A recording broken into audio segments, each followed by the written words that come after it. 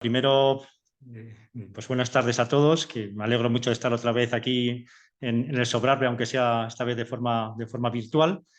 Bueno, voy a plantearos esta charla introductoria del taller, que bueno, sirve un poco para poner un poco, bueno, en situación, ¿no? Para lo que vais a encontrar los próximos días en las sesiones prácticas en las que se van a ver muchas de las cuestiones que vamos a poder ver aquí, pero quizás de una forma mucho más amena y mucho más en contacto con la realidad, ¿no? Con la propia piedra. Os voy a compartir entonces la pantalla, a ver si... A ver.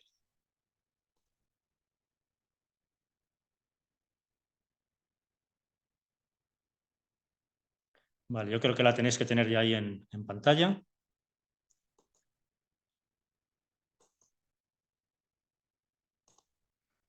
Ahora sí, ahora se ve bien. Espera, que he dejado de compartirlo, me parece.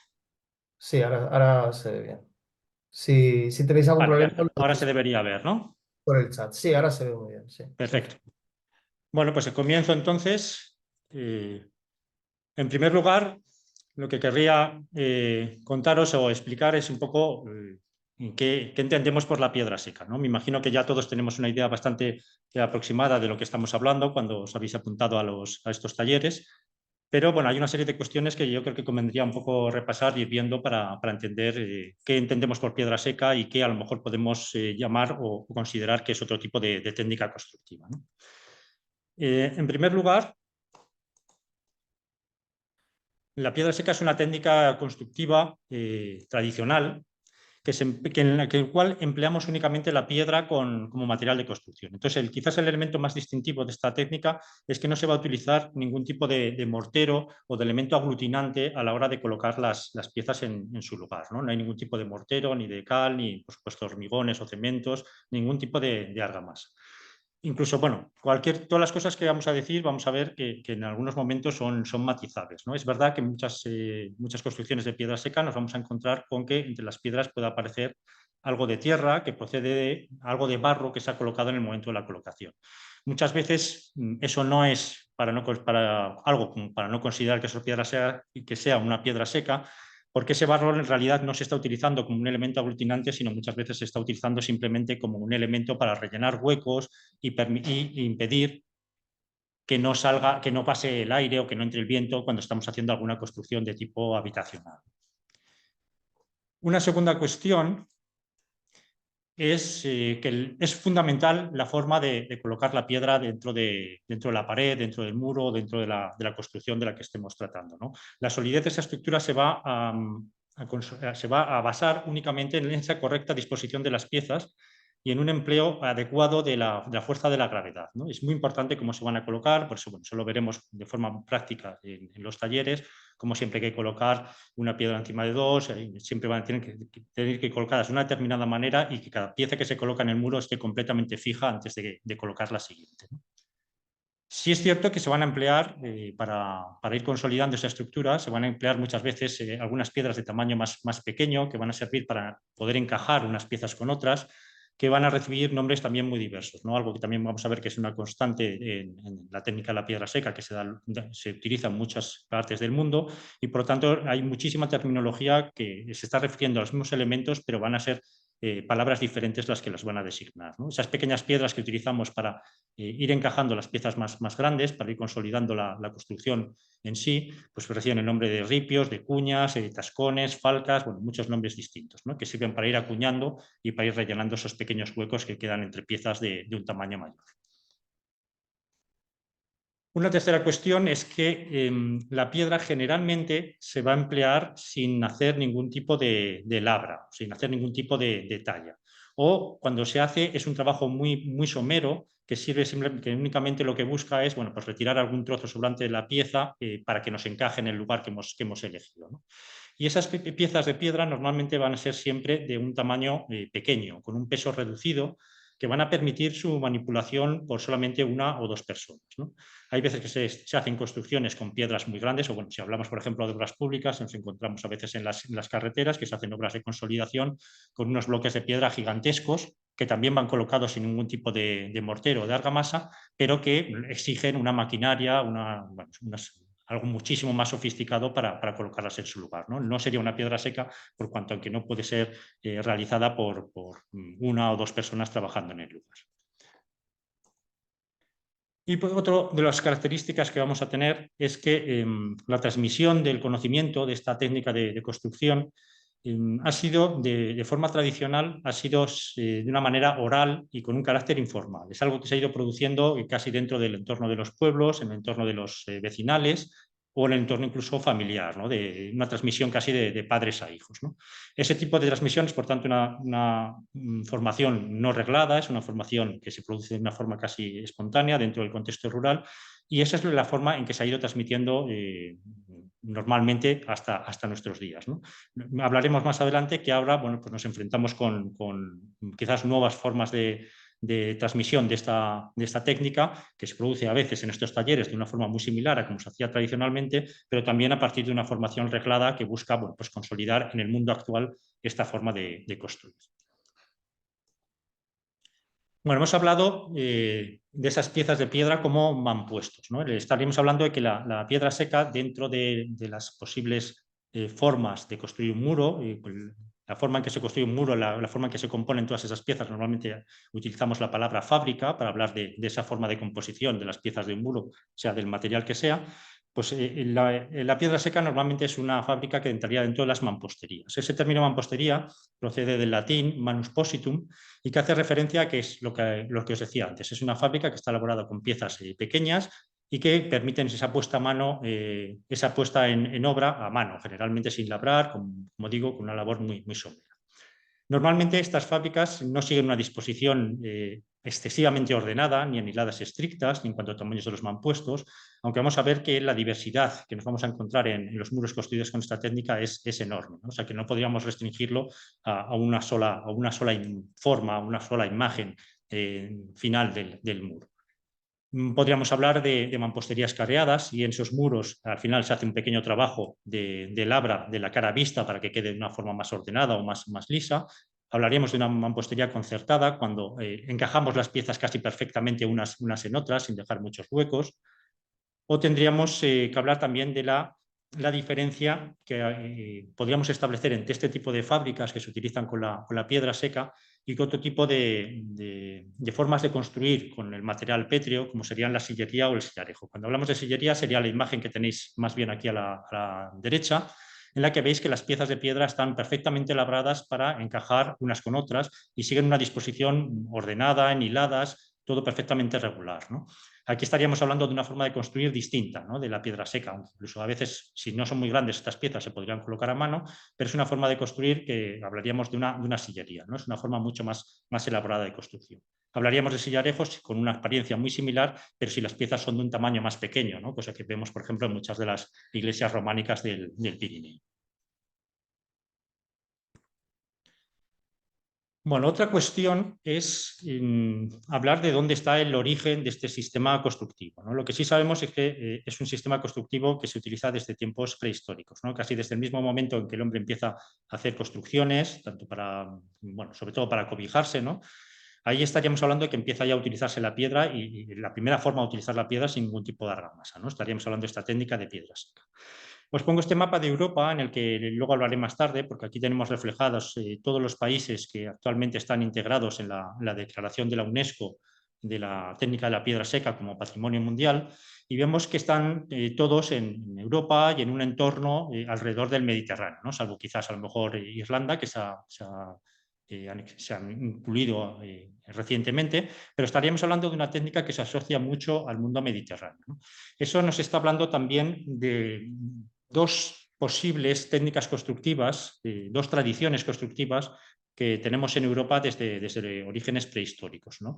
Que serían, por un lado, la construcción en madera, que se utilizó preponderantemente en las zonas norte, o sobre todo en las zonas con muchos más bosques, y que también es una técnica que, bueno, pues, es más difícil encontrarnos restos muy antiguos o restos prehistóricos precisamente porque ese material es perecedero, ¿no? Y muchas veces no vamos a encontrar restos materiales de las construcciones más antiguas. No así la piedra, que bueno, es un material que perdura, y por ejemplo tenéis esta imagen aquí, que es una construcción realizada con piedras secas, es una naveta en Menorca, son construcciones prehistóricas de carácter funerario y que ya estaban realizadas con esta técnica, ¿no? Luego es una técnica muy, muy antigua.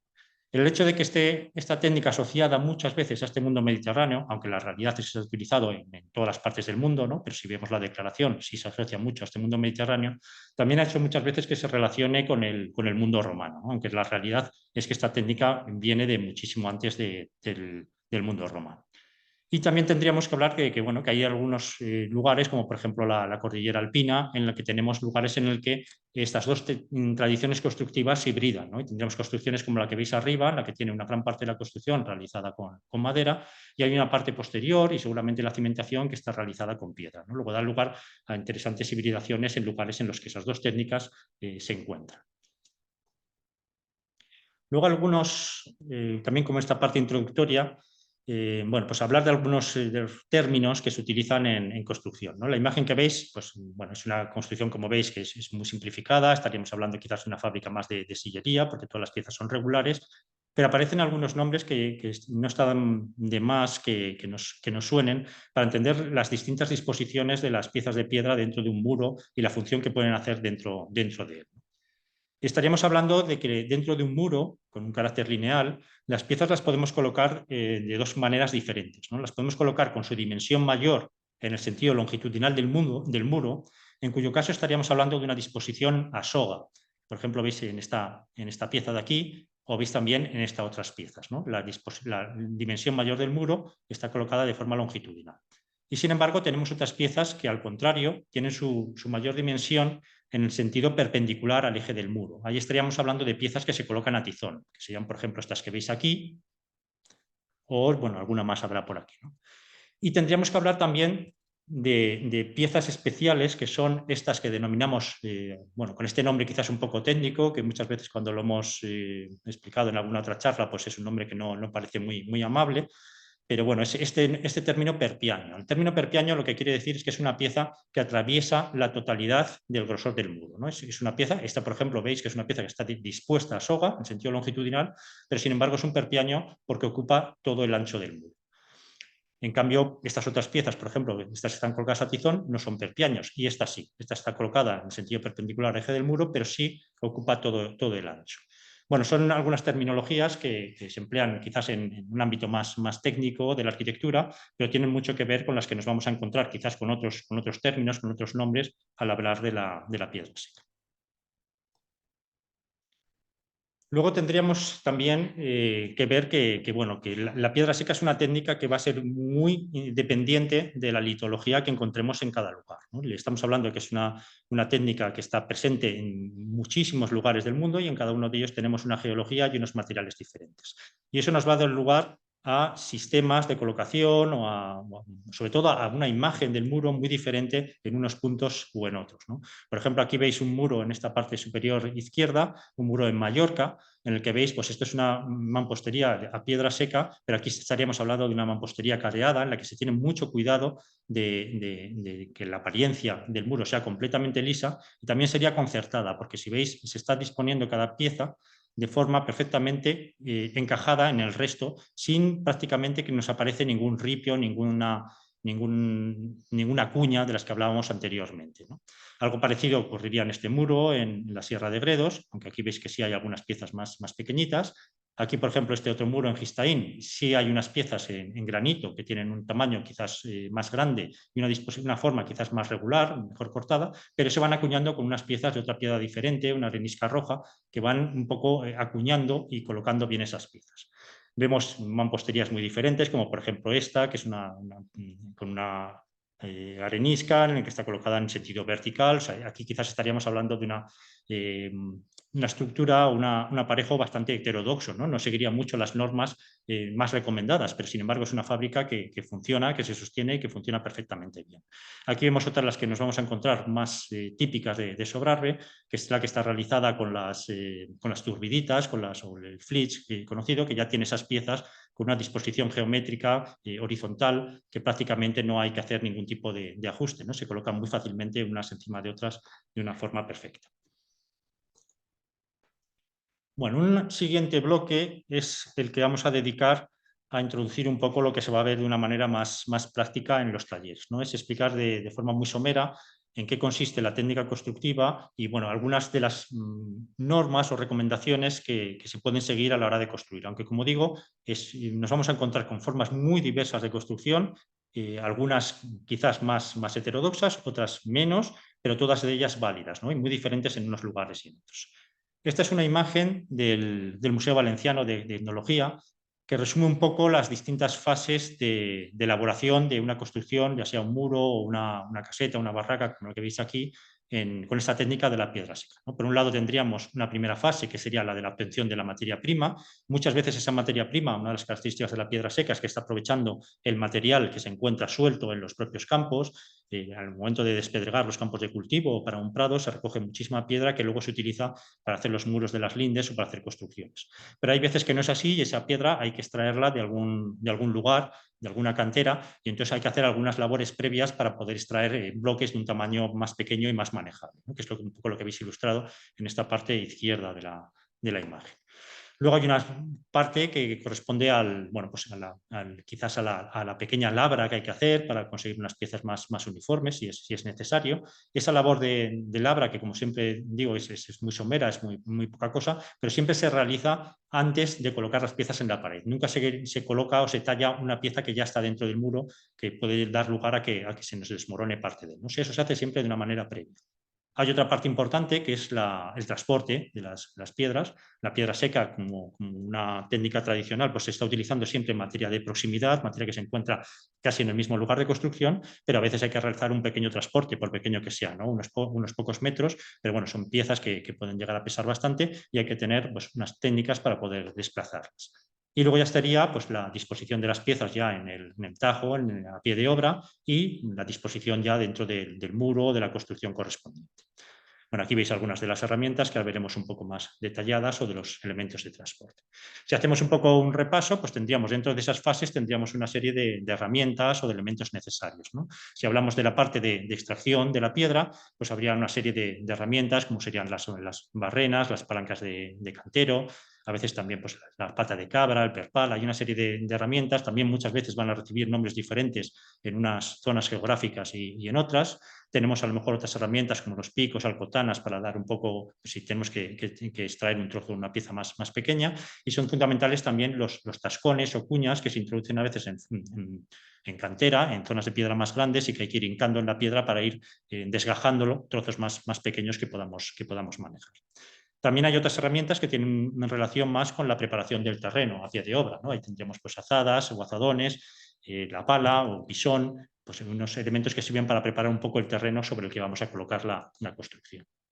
Para el transporte hay una serie de elementos también interesantes dentro de lo tradicional. Ahora muchos de ellos ya no los vamos a utilizar así, pero se podrían utilizar canastos, a veces fabricados con elementos vegetales, por ejemplo con mimbres, capazos o puertas, la narria es un elemento también muy interesante tradicional, o bueno, en la zona de Aragón normalmente más denominado el estirazo, que sería algo parecido a esta imagen que veis en la parte de la izquierda, que es una especie casi como de trineo, que servía para transportar bloques de piedra arrastrados por caballerías, ¿no? O las angarillas, las portaderas, también elementos que se utilizaban sobre caballerías. A la hora de trabajar la piedra también se cuenta con otra serie de elementos, pues como las mazas, los mayos, y cuando es un tamaño más grande, pues el mayo, almadenas, martillos, bueno, distintos tipos de herramientas, macetas, escarpes, a veces pues, de distintos cortes, con distinta forma, a veces plana, a veces terminados en cuña. Bueno, hay muchísima variedad distinta y también con una enorme diversidad de términos para referirse a ellos en las distintas zonas geográficas. También se puede llegar a utilizar pues, el cordel o el tendel para establecer las horizontales, para establecer un poco las líneas en las que tenemos que llevar los muros cuando queremos hacer un muro perfectamente recto, ¿no? Ahí ya depende un poco del destino que tenga la construcción, pues vamos a utilizar unas cosas o prácticamente nada, ¿no? En cuanto al acarreo y a la puesta en obra de la piedra, aquí sí tenemos que hacer referencia a que hay que tomar una serie de precauciones a la hora de manejar la piedra, casi un poco como, bueno, ahora esto entraría dentro de los planes de seguridad y salud, ¿no? Si hay que hacer un proyecto, ¿no? Cómo subir una piedra para no hacerse daño, pues esta no sería recomendable porque nos haríamos daño en la espalda, en los lumbares, hay que agacharse.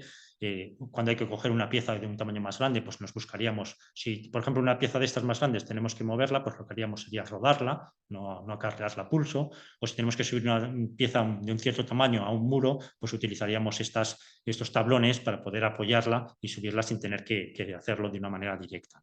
Cuando hay que transportar más piezas, pues se pueden utilizar este tipo de, bueno, estos elementos normalmente antiguamente de madera, especie de camillas, que nos permiten transportar suficientes piezas. Aquí veis un poco la manera de subir una pieza grande al muro, ¿no? Digo, con los tablones y rodándola para no tener que subirla a fuerza. Bueno, dentro de las construcciones que se pueden abordar, normalmente en todos los manuales se hacen referencia, por un lado, a este tipo de muros a dos caras, muros, digamos, exentos o muros de delimitación de fincas. Luego veremos los muros que son de sostén de tierras, muros de contención, muros de bancal. No sé este año en qué tipo de muro se trabajará, pero bueno, normalmente en los talleres que se han realizado hasta en Sobrarbe, pues se ha trabajado en estas dos tipologías de muros. Y luego, en un grado mayor de complejidad, sería la construcción de elementos ya más complejos como cabañas o casetas, de las que hay múltiples formas que veremos a continuación. Lo primero sería ver este tipo de muro, el muro a dos caras, el muro exento, ¿no? El que se utiliza muchas veces para compartimentar campos de cultivo, parcelas, etc. Bueno, en este caso, la construcción de un muro de este tipo tiene que abordar una serie de fases, ¿no? Primero sería pensar un poco cuál es el muro que queremos hacer, un poco concebirlo, definir un poco la forma. Y ahí tendríamos, en primer lugar, que preparar también el suelo, ¿no? Esa es preparación del suelo para queremos hacer una somera cimentación para esa construcción. Esa sería una primera fase.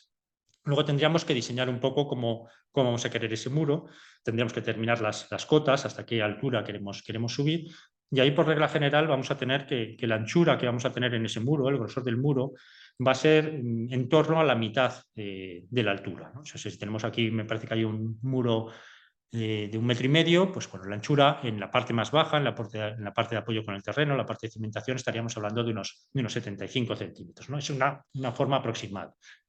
Luego ahí existen ya publicaciones en las que bueno, se analiza con un poco más de rigor, dependiendo del tipo de piedra que estemos utilizando y otro tipo de variables, bueno, pues para establecer de una manera más exacta las dimensiones que tiene que tener el muro.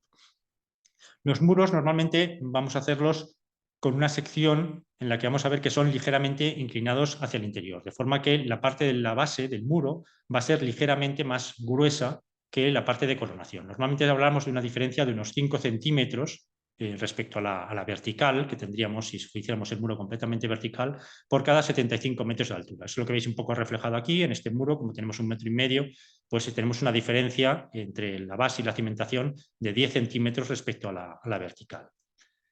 Podemos hacer también, podemos tomar medidas con cordeles para mantener las líneas rectas, como os comentaba antes, para mantener la horizontalidad, o incluso utilizar unas plantillas que se realizarían con madera, que nos permite tener la seguridad de que estamos ajustándonos al perfil que previamente hemos concebido, hemos diseñado, ¿no? Aquí veis que hemos hecho una pequeña zanja de cimentación. Como veis, tiene un grosor ligeramente mayor que la base del muro, una profundidad muy somera, de aquí tenemos unos 20 centímetros, que es lo que veis reflejado en esta ilustración de abajo.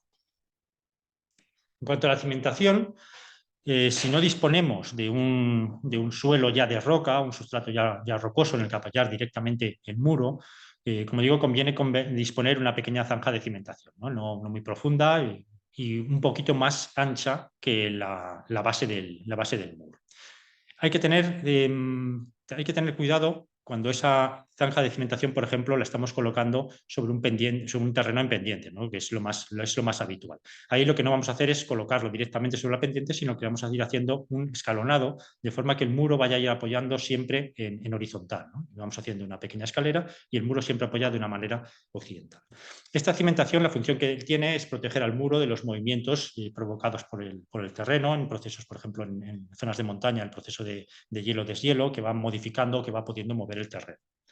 En el interior de esa zanja de cimentación lo que vamos a hacer es disponer una primera hilada de piezas de piedra, procurando que esas piezas sean lo más grandes posibles. No vamos a utilizar piezas pequeñas en la cimentación, sino vamos a utilizar las piezas más grandes que podamos tener.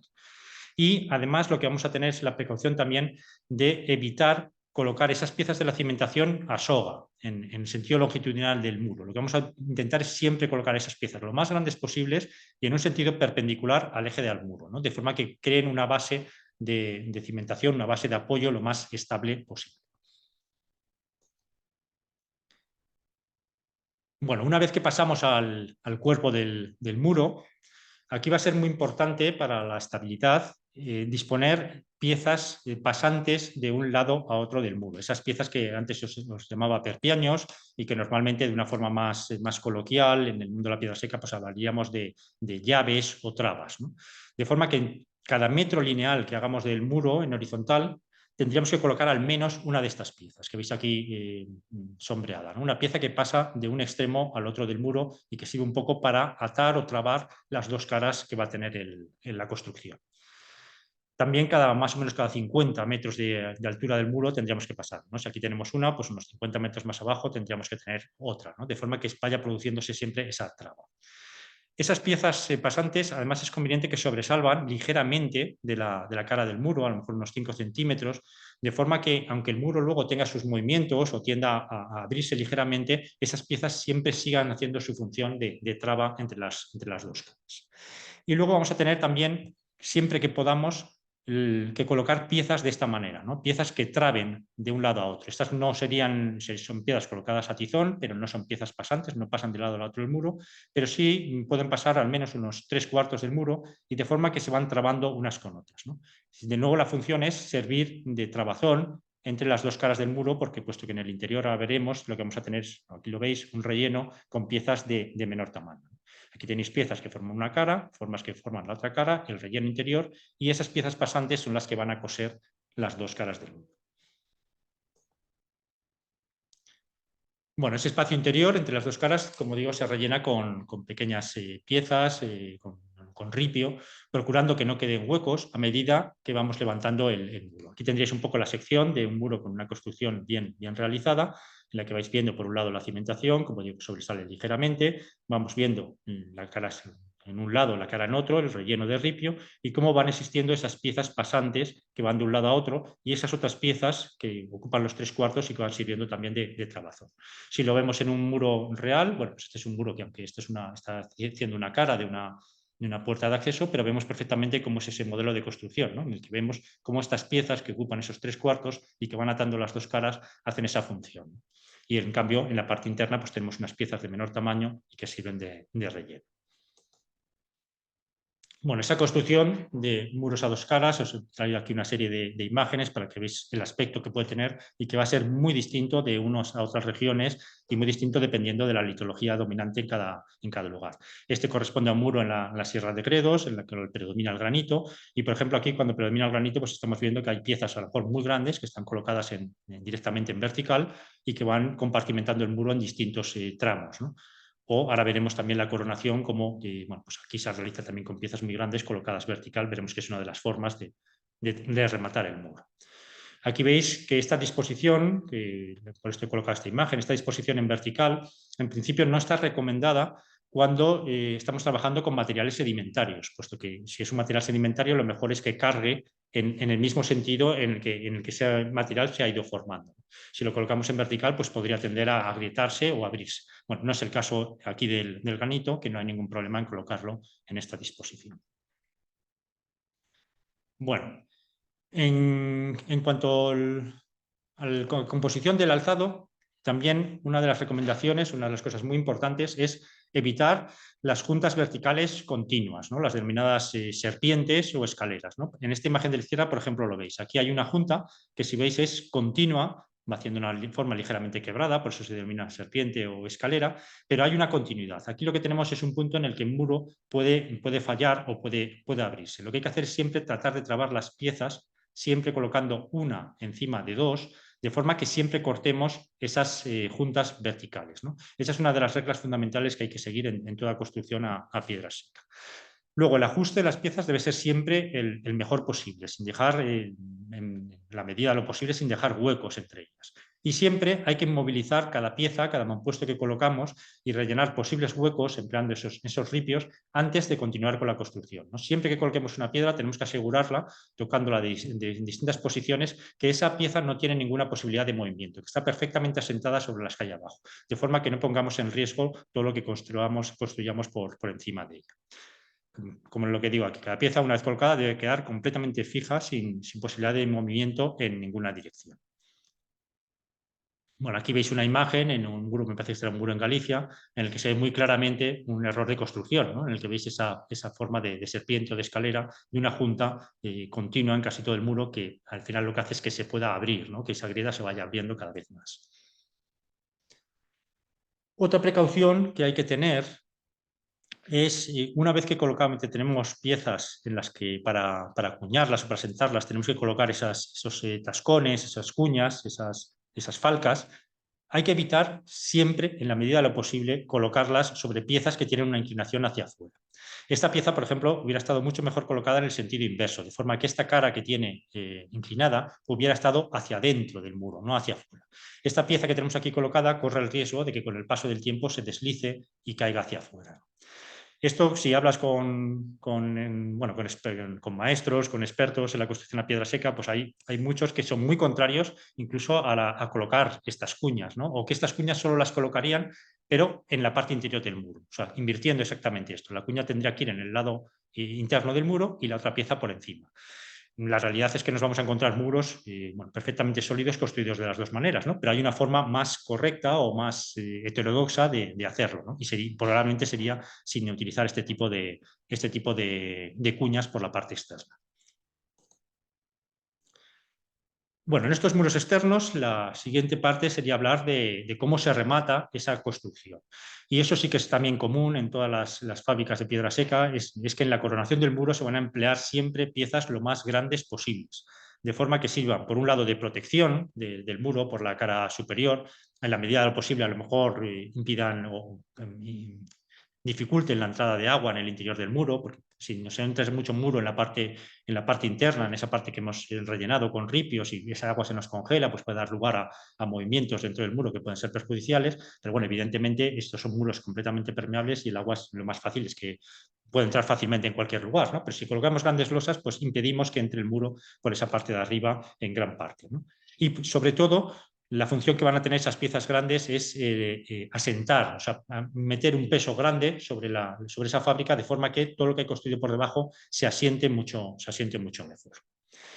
Una primera forma de rematar estos muros es mediante grandes piezas más o menos planas, ¿no? O losas, bueno, aquí veis grandes bloques, pero que son más o menos planos. Es un poco lo que veis reflejado en esta figura de la izquierda, ¿no? Vamos a utilizar piezas también, como hablamos en la cimentación, que ocupen el grosor completo del muro, que vayan de lado a lado y que tengan el mayor peso y el mayor volumen posible. Otra forma de rematar la parte superior del muro, y muy habitual, por ejemplo, en muros de sobrarbe, es colocar piezas de esta manera, o bien en vertical o con una cierta inclinación, ¿no? Pero no colocarlos directamente asentados horizontalmente, sino con una disposición más bien vertical. Muchas veces estos, por ejemplo, allí suelen recibir el nombre de cantillera, ¿no? Lo que hacen es, siguen aportando ese peso suplementario a la parte superior del muro que la asienta, ese volumen, pero además lo que van a crear es un remate muy regular, que va a tener muchas veces la función de dificultar o impedir que muchas veces el ganado se suba al muro, y si son piezas de pequeño tamaño les terminaría moviendo, ¿no? Aquí también el animal pues, se puede subir, pero no es un lugar en el que se encuentre tan cómodo como para estar mucho tiempo encima de él, ¿no? Ese paso del ganado por los muros es una de las cosas que va a hacer, es ir derribando piezas, pues iría dificultando la estabilidad del muro en el futuro.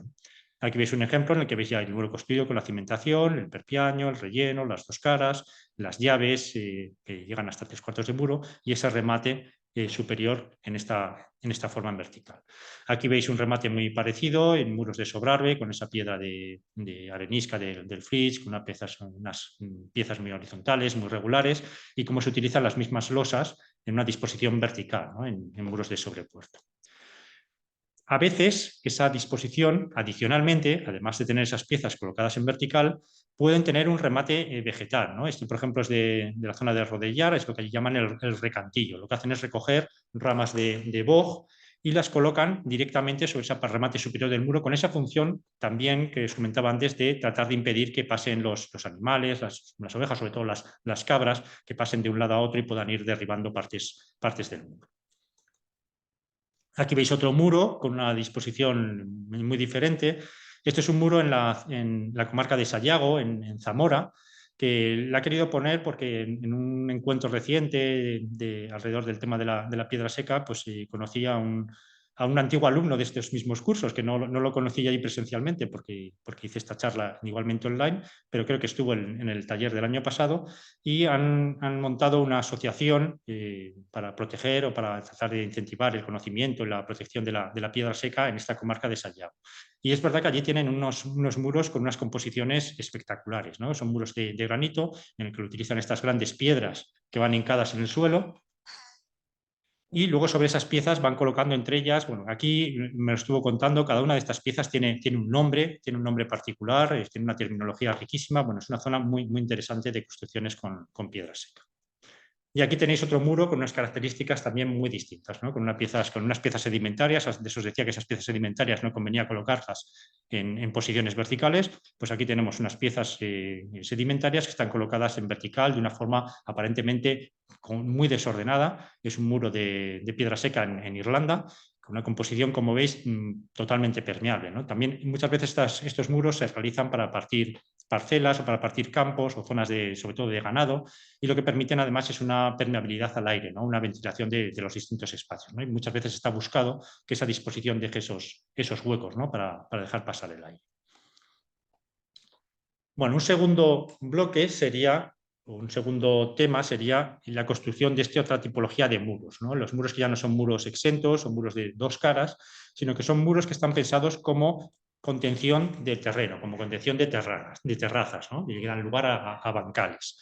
Este tipo de construcción también es muy, muy común en la comarca de Sobrarbe. Aquí tenéis uno de los muros de los bancales de la zona de Sobrepuerto, en Escartín, en el que además, bueno, luego aparecen estas otras construcciones, estas casetas, que estaban pensadas para albergar a los pastores o los agricultores que trabajaban en estas fincas, ¿no? Este tipo de muros tiene una serie de particularidades, ¿no? La primera es que, claro, es un muro que está tratando de contener un terreno, y entonces la estabilidad de estos muros pues, tiene unas condiciones diferentes a los muros exentos, ¿no? La mayor parte de los problemas en estos muros va a aparecer en la parte central o inferior por el abombamiento y el desplazamiento de las piedras. Esos desplazamientos se van a producir sobre todo por el empuje del terreno, que va a dilatar o va a aumentar su peso y su fuerza cuando se encuentra saturado de agua. O sea, uno de los grandes problemas de estas construcciones es que cuando llueve mucho, todo este terreno que está conteniendo se empapa, aumenta de peso y va a ejercer una fuerza que va a tratar de reventar el muro. El muro se va a oponer a esa fuerza en función de su propio peso, ¿no? Con lo cual conviene que sean muros con un cierto volumen o con un cierto peso para ponerse a esos esfuerzos. Lo que va a ser indispensable en este tipo de construcciones va a ser, por tanto, preparar esta cara interna del muro, la que está contra el terreno, con unos sistemas de drenaje que permitan extraer ese agua de forma que no se quede contenida por el propio muro y se condense o se encharque toda esta zona, ¿no? Que pesaría muchísimo más el terreno. Por lo tanto, lo que vamos a tener es que disponer una zona con piedras más pequeñas, con unos elementos de drenaje que permitan discurrir ese agua y permitan evacuarla hacia abajo. Y esos muros siempre también los vamos a construir, ahora lo veremos, con una cierta inclinación que vamos a poner opuesta a esos empujes del terreno. Bueno, aquí vemos el fallo típico de un muro, en este caso en el Valle de Gistaín. Veis que es un muro, está construido también con piezas de granito, en una zona más cercana al río, con una forma más redondeada. También hay que meter mucho ripio para ir aposentándolas, porque es una pieza más difícil de asentar por esas formas más curvas. Y vemos cómo ese empuje del terreno ha terminado bueno, pues abriendo, abombando y finalmente derribando el muro. Bueno, aquí veis un poco la sección de cómo se debe actuar entonces en este tipo de muros. Va a tener elementos que van a ser comunes con un elemento exento. Lo primero es preparar bien el apoyo en el terreno. Si apoyamos directamente en la roca, esta nos va a servir de cimentación, pero en caso contrario tendremos que realizar una pequeña cimentación picando. Vamos a buscar siempre que ese apoyo en el suelo tenga una inclinación que sea similar a la que vamos a tener después en el muro, ¿no? El muro veis que lo vamos a tener inclinado hacia el terreno, pues vamos a tener una inclinación, una base con una inclinación en perpendicular a ese eje, de forma que no vamos a hacerlo sobre horizontal y mucho menos sobre una base inclinada hacia afuera. Eso sería lo más peligroso que podríamos hacer. Siempre vamos a buscar esa base que sea ligeramente inclinada hacia adentro. Y luego las bases van a ser lo mismo, o sea, la construcción va a tener piezas lo más grandes posibles y siempre procurando meterlas lo más profundamente en el terreno, y siempre vamos a tener cada cierto tiempo estas piezas con una mayor longitud, las trabas que llamamos, que van a ir anclando el muro de una forma más sólida en el terreno. Y en la cara interna lo que vamos a disponer es un relleno, que es el que veis aquí, de piezas que van a tener un tamaño que va a ir disminuyendo según nos vamos metiendo hacia adentro.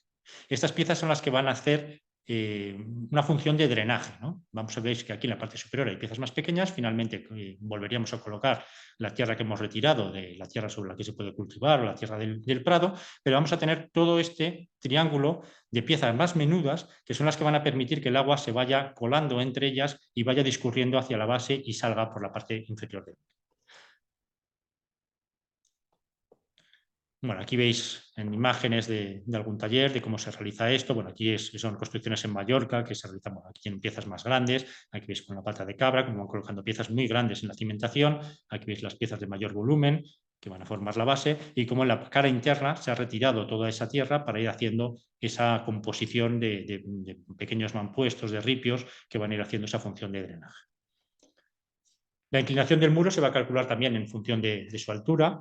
Generalmente vamos a inclinarnos unos 10-15 centímetros por metro de altura del muro, y las piezas que vamos a usar para calzar las piezas más irregulares tienen que ser siempre también lo suficientemente sólidas para soportar las piezas que vamos a colocar encima, ¿no? Que es un poco la sección, cómo está todo ese sistema de drenaje y cómo, bueno, pues la construcción al final, como es una construcción totalmente permeable, va a permitir esa salida del agua, al no tener ninguna argamasa, no tener ningún mortero que cierre los intersticios o los huecos que quedan entre las piedras.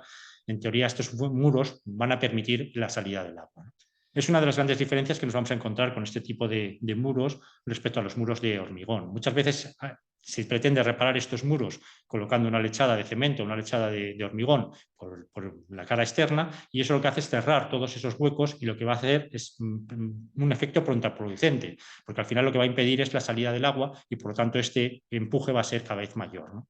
Incluso otra de las grandes ventajas que va a tener este tipo de construcciones en piedra seca es que en el caso de fallar una parte del muro o de haber un derrumbe, ese derrumbe va a ser parcial, va a ser una parte, un segmento, como en la fotografía que hemos visto anteriormente en el Valle de Gistay. En cambio, si hacemos un muro de hormigón, lo que estamos haciendo es un elemento mucho más sólido, más continuo, y si el muro termina fallando, lo que va a hacer es que se nos va a caer el muro entero, ¿no? Con lo cual la obra de reparación, por haber hecho un mal arreglo en su momento, va a ser todavía más costosa. Por lo tanto, es fundamental disponer esas pequeñas aberturas de drenaje, bueno, pues asegurarnos de que no se colmatan todos esos pequeños agujeros que hay entre las piezas para que el agua pueda salir. Luego, algunos elementos particulares o que podemos encontrarnos en este tipo de muros, pues son este tipo de escaletas o saltadores que se realizan para poder dar acceso de una faja de cultivo o de una terraza a otra, ¿no? A veces estos muros pueden tener varios metros de altura y, bueno, pues cuando hay que desplazarse de una faja a otra, que muchas veces son varias fajas del mismo propietario de la misma parcela, lo que se hace es disponer estas piezas muchas veces bueno, pues en voladizos sobresaliendo del muro que permiten el acceso, la subida y la bajada de una a otra. También nos podemos encontrar este otro tipo de elementos que son pequeños cobijos dentro del propio muro. Se realizan, bueno, pues, permiten prácticamente solo a una persona pues acuclillada, pero sirven un poco primero para dejar a lo mejor cuando se realizaban las labores agrícolas, para dejar el botijo, para dejar los alimentos, ¿no? La comida, o también para cobijarse en caso de tormentas, pues acuclillados te puedes meter y te puedes guarecer, ¿no? Son unos elementos muy comunes en todos los lugares donde hay este tipo de bancales, nos vamos a encontrar muchos abrigos de este tipo, ¿no? Aquí, por ejemplo, en el Valle de Gistaín los llaman cabanuz a este tipo de abrigos. Luego tendríamos ya elementos más complejos, que sería la construcción ya bueno, pues de cabañas o de elementos habitacionales, ¿no? Estas son unas de las que tenemos también más típicas en la comarca de Sobrarbe, en la zona del Sobrepuerto, en Escartín, realizadas otra vez con esa piedra arenisca del flis, de las turbiditas, ¿no? En el cual todo el material, tanto de los muros como luego la cubierta, sobre una estructura de madera, también está realizada con ese material. Bueno, en estas construcciones realmente es prácticamente lo mismo que el primer caso que hemos visto de los muros exentos. Lo único que tenemos que tener en cuenta, pues, puntos especiales como son los encuentros de los distintos muros, ¿no? Las esquinas. Van a tener especial relevancia esos puntos. Ahí lo que vamos a hacer es, pues como hemos hecho al final entre las dos caras del muro, pues ahora cuando tenemos dos muros lo que vamos a hacer es intentar trabarlos lo máximo posible unos con otros, ¿no? No va a ser un muro y luego aquí se adosa al otro, sino que va a haber piezas pasantes que van a tratar de establecer una relación entre las dos direcciones de los respectivos muros, ¿no? Veis cómo esta pieza sobresale hacia allá, esta sobresale hacia el otro y van engarzando unas en otras. Y lo mismo en la esquina exterior. Aquí lo podríamos ver como siempre en las esquinas lo que vamos a hacer es utilizar las piezas los más grandes posibles, que pasen de un lado a otro. Aquí veis cómo se produce esa alternancia. Esta pieza tiene esta dirección predominante, esta iría en la dirección contraria y eso va realizando la traba de las dos direcciones del muro. Y en cambio el cuerpo del muro pues tiene aquí unas piezas de menor tamaño. Si lo vemos, bueno, la ventaja de tener muchos edificios de piedra seca en ruina es que podemos ver muy bien las tripas de la construcción y cómo funcionaban. Aquí se ve un poco como en la esquina van trabando y aquí se ve un poco las dos caras del muro y el relleno interior de piezas de menor tamaño. Aquí vemos el interior de una de esas cabañas en las que vemos cómo van engarzando piezas que se van metiendo de un muro en el otro, ¿no? Para ir engarzando de forma alternativa, aquí lo veis muy bien, cómo se van engarzando o cómo en la cara exterior sería de esta manera. Uy, me pasé una para adelante. Esto es. Bueno, luego en la construcción de estas cabañas, el aspecto quizás más complejo es cómo cubrirlas, ¿no? Y ahí vamos a tener formas muy diversas de hacerlo, ¿no? Una de ellas sería con la ayuda de una estructura auxiliar de madera, ¿no? Colocando una cubierta a dos aguas, colocando una serie de vigas o de palos apoyados en una cumbrera y sobre esa estructura de madera ya podríamos colocar otra vez elementos pétreos, normalmente en forma de losas, para hacer la cubierta. Pero hay otras cubiertas que no van a emplear ningún tipo de material accesorio como la madera y se van a realizar completamente en piedra. Por ejemplo, esta es una manera, ¿no? Es ir cerrando el hueco con losas que van cerrando primero las esquinas y sobre ellas se van colocando más losas, todas apoyadas en horizontal, o sea, es un apoyo directo unas sobre otras, y van cerrando el hueco hasta que este último ya se coloca con una gran losa. Sería algo parecido a lo que veis aquí, en un tamaño muy pequeño. Esto es otro cabanuz, en el que veis que hay grandes losas en la cubierta que van cerrando y esta más grande es la que cierra el último hueco. Tendríamos también estas otras formas de construir que serían parecidas, sería la denominada la falsa cúpula o la falsa bóveda. Cúpula si estamos hablando de una planta circular o asimilable a algo circular, y bóveda si estamos hablando de un elemento longitudinal. Le llamamos falsa bóveda, falsa cúpula, porque realmente esta forma de construir no está funcionando como una bóveda, como una cúpula verdadera, sino que se están utilizando las piezas en una disposición horizontal o prácticamente horizontal. Lo que se hace es, también se llaman por ello, de aproximación de hiladas. Lo que se va haciendo es, cada hilada que vamos subiendo, la vamos volando un poquito sobre las anteriores, de forma que vamos cerrando el espacio. Eso puede dar lugar a montones de composiciones diferentes, ¿no? Aquí, por ejemplo, estas son unas que suelen llamar troncocónicas, en las que veis que la cara interna va sobresaliendo cada vez más, cerrando el espacio. Tenéis una cara interna de piezas más pequeñas y una cara externa. Hay otras que utilizan una directriz que va rellenando el espacio de una forma casi en espiral, que son las que llaman caracoles, ¿no? En los que se va cerrando el espacio con losas que se van colocando en una forma más o menos helicoidal. Aquí veis una imagen de este tipo, ¿no? En las que se van colocando de forma sobresaliente con respecto a las anteriores. Y tendríamos, bueno, estas se podrían hacer de una forma más perfecta por estas cúpulas de aproximación de hiladas. Este es uno de los casos también más representativos que hay en Sobrarbe, en Erípol, una caseta de un tamaño considerable realizada mediante esta técnica. Y luego tendríamos bueno, la posibilidad de hacerlo con una verdadera bóveda o una cúpula en la que colocaríamos las piezas no en disposición horizontal, sino en posición de dovelas con una directriz hacia el centro del espacio de la circunferencia, ¿no? De la semicircunferencia de cubierta. ¿Cómo se realizan estas construcciones? Pues bueno, la construcción en realidad de los muros exteriores de estas cabañas circulares pues es prácticamente lo mismo que los muros longitudinales que hemos estado viendo, ¿no? Tiene las dos caras, tiene el relleno interior. En estas imágenes veis también algo que es interesante ver, que es como en la puesta en obra, aquí veis la zanja, y veis cómo las piezas ya se han estado colocando de una forma ordenada alrededor, dejando un hueco para poder trabajar, pero se han colocado en una disposición ordenada, con unas piezas de mayor tamaño o las piezas que vamos a colocar en distintos momentos del muro se van colocando de una forma ordenada, de forma que sea rápido encontrarlas y cogerlas y colocarlas en su posición. Bueno, aquí vemos una construcción de este tipo. En este caso, por ejemplo, veis que la inclinación de las piezas no llega a ser de forma abovedada, porque sería al revés, como tendrían que colocarse, pero sí tiene una cierta inclinación hacia afuera en la que, bueno, quizás lo que se está buscando es tratar de sacar el agua hacia afuera de la construcción. Pero se van realizando rosca a rosca y se van levantando, cada una más cerrada, hasta que llegamos a la parte superior, que ya es un pequeño hueco que se cierra con una losa grande.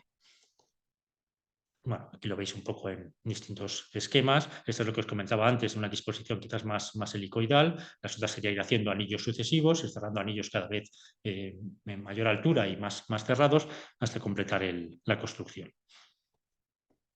Bueno, más esquemas similares. Aquí veis cómo es esa disposición, aquí sí perfectamente horizontal. Es un esquema de esa disposición de aproximación de hiladas, que diríamos.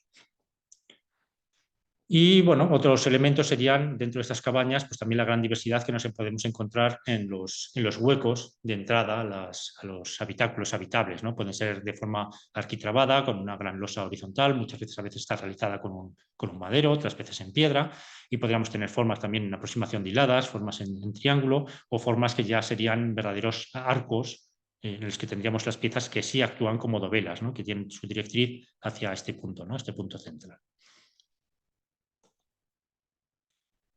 Bueno, un repaso muy rápido a la enorme diversidad de elementos que podemos encontrarnos construidos con esta técnica. El primer tipo de muros que hemos visto, esos muros exentos, pues bueno, la función más típica que tienen es la separación de fincas, ¿no? Y estas imágenes nos sirven también para hablar de otro de los aspectos importantes del valor de la piedra seca, también desde un punto de vista patrimonial, ¿no? Que es su aportación a la composición de paisajes, ¿no? Vemos cómo, bueno, pues se van dividiendo los distintos campos de cultivo por propiedades y van creando pues, unos paisajes muy singulares. Otra posible utilidad es el simple amontonamiento de piedras, aquí de una forma muy ordenada, para dejar libre el terreno de cultivo o terrenos de prados, ¿no? Este es el plan del Sevillún en Sin, en el Valle de Chistau, en el que bueno, era una antigua zona de cultivo de trigo, hoy solamente ya prados o utilizado como pastos, pero todas las piedras que había por el lugar pues, se fueron amontonando y recogiendo para quitarlas del lugar en el que había que cultivar. Y vemos que están amontonadas de una forma muy ordenada, con unos elementos de una dimensión gigantesca. Esto puede tener tres o cuatro muros, o sea, son elementos enormes, son los que se suelen llamar margüeños, bueno, también reciben muchos nombres dependiendo de la localidad. Pero son simples amontonamientos de piedra, no tienen un hueco que podamos habitar dentro.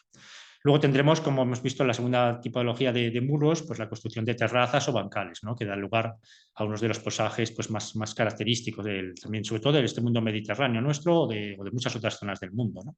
Son muy típicas, por ejemplo, estos de las Islas Baleares, en Menorca, en Mallorca.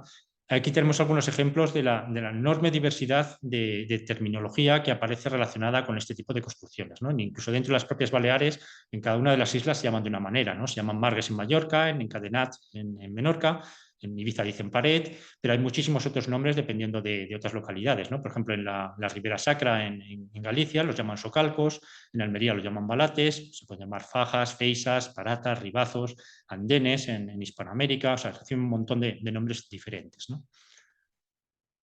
Otro camino de este tipo, que al mismo tiempo lo que nos está sirviendo es para contener una terraza, pero al mismo tiempo tenemos el camino en su lado, también en el Valle de Gistaín, o este tipo de composiciones paisajísticas que bueno, con este aspecto tremendamente ordenado, geométrico, que se ve muchísimo mejor en estas fotografías de principios de siglo de Lucien Briet, ¿no? Actualmente, pues estos paisajes en muchas zonas están ya muy revegetados, ¿no? Ha crecido muchísima maleza, arbustos y bueno, pues ha perdido quizás esa composición tan ordenada y tan vistosa que tenía hace un siglo. Otras construcciones que se pueden analizar pues son estos tipos de caminos, en este caso enlosados o empedrados, estos son también de Islas Baleares, donde bueno, pues en ese mundo mediterráneo hay un uso intensivo de la piedra seca. También obras relacionadas con el agua, con las condiciones de agua, con acequias, puentes realizados con piezas de piedra, en este caso en forma de dovelas, sin ningún tipo de argamasa, para hacer un paso por un arroyo. Podemos encontrarnos también este tipo de construcciones relacionados con las labores agrícolas, eras para trillar el trigo, empedradas o enlosadas, tendrían un pequeño límite y luego veis que todo el suelo está enlosado. Esta es una era que encontré en la Sierra de Gredos, en una zona de montaña, podríamos decir de alta montaña, en la que bueno, ahora es prácticamente inimaginable que aquí en algún momento había un cultivo de cereal, pero la presencia de esta era aquí lo que nos está indicando es que en algún momento, no sé todavía cuándo, aquí había cultivo de cereal y se trillaba aquí mismo. Tenemos también construcciones relacionadas con la ganadería, o cercados, corrales. Aquí tenemos una disposición parecida a lo que os decía antes, con una disposición parece aparentemente desordenada, con muchos huecos, que permite esa entrada o ese paso del aire de un lado a otro del muro. También tenemos, bueno, en la zona también de Aragón, de Sobrarbe, los arnares, colmenares, bueno, pues pequeñas construcciones que servían para alojar las arnas, para mantener las ovejas, y que podemos tener desde construcciones pues, más parecidas a una pequeña caseta o construcciones minúsculas en una piedra aislada en la que solamente habría una única arna, ¿no? Y distribuidas por el territorio. Tenemos también estos otros elementos, llamados los pilones, los pilarets, mojones, mollones, elementos que están situados en montones de lugares de montaña, con una función pues, discutida, ¿no? Normalmente, si preguntas, siempre te dicen que eran cosas que hacían los pastores para entretenerse, pero seguramente servían también de puntos de referencia, muchas veces a lo mejor de buegas o de límites entre distintos términos o entre distintas áreas de pasto, y también como pues, elementos de orientación, a lo mejor en caso de niebla, ¿no? Para los propios pastores. Tenemos construcciones relacionadas con el mantenimiento de la nieve para hacer hielo, neveras, que pueden ser de este tipo, pequeños pozos realizados también con muros de piedra seca y que luego estarían cubiertos, una vez que esto está relleno de nieve, pues se cubrirían con elementos vegetales para protegerla del sol. Aquí tenemos otro también en Sierra Mágina, en Jaén. O esta otra nevera que sí estaría cubierta con una cúpula de piedra, más o menos de falsa bóveda, que bueno, pues, daría esa sombra al hielo para mantenerlo durante el verano. Tenemos luego ya construcciones relacionadas con el hábitat humano, que bueno, pues tenemos multitud de refugios, de casetas, de cabañas, fundamentalmente relacionadas con los pastores en montaña y también con las tierras de cultivo que están más alejadas de los pueblos, para tener los elementos de, bueno, pues las herramientas agrícolas, para guardar parte de la cosecha en el momento de hacerla, o para tener bueno, pues, un cobijo en caso de lluvia torrencial, de tormentas o de mucho calor, etc. Dentro de los refugios, pues podemos hacer también clasificaciones en función de múltiples criterios, ¿no? Uno de ellos es este, que son, bueno, son refugios que están aprovechando rocas naturales que dejan un pequeño hueco en la parte inferior y simplemente con un muro de piedra seca cerrando ese espacio, pues aquí de una forma ya más cuidada, con su puerta y todo, pues hacen un habitáculo para el refugio. Estas son un tipo que llaman los TUS en uno de los valles franceses, al otro lado del valle de Tena, que creo que hay inventariados y catalogados como un centenar, y que tienen bueno, pues formas diversas. Son los más cuidados, como estos primeros, que tienen su puerta y todo, otros más, bueno, un poquito más primitivos, digamos, que bueno, simplemente tienen aquí el hueco, te metes y no hay puerta ni hay nada. Ese tipo de construcciones son muy comunes en todas las áreas de montaña. Aquí tenemos otra, aquí se llaman Splui, en uno de los valles de los Alpes suizos, de los de habla italiana. También hay un montón de construcciones de este tipo, bajo roca. O esta también en Gistaín, en uno de los puertos de montaña, en que también hay una acumulación de bloques de roca, en un lugar llamado por eso la Turmosa. Turmosa de Turmo es gran bloque de roca, pues una turmosa es un lugar de acumulación de bloques. Y aquí también tenemos una multitud de cabañas debajo de estos huecos en los que apenas un pequeño muro pues, protege una entrada y hace un habitáculo, ¿no?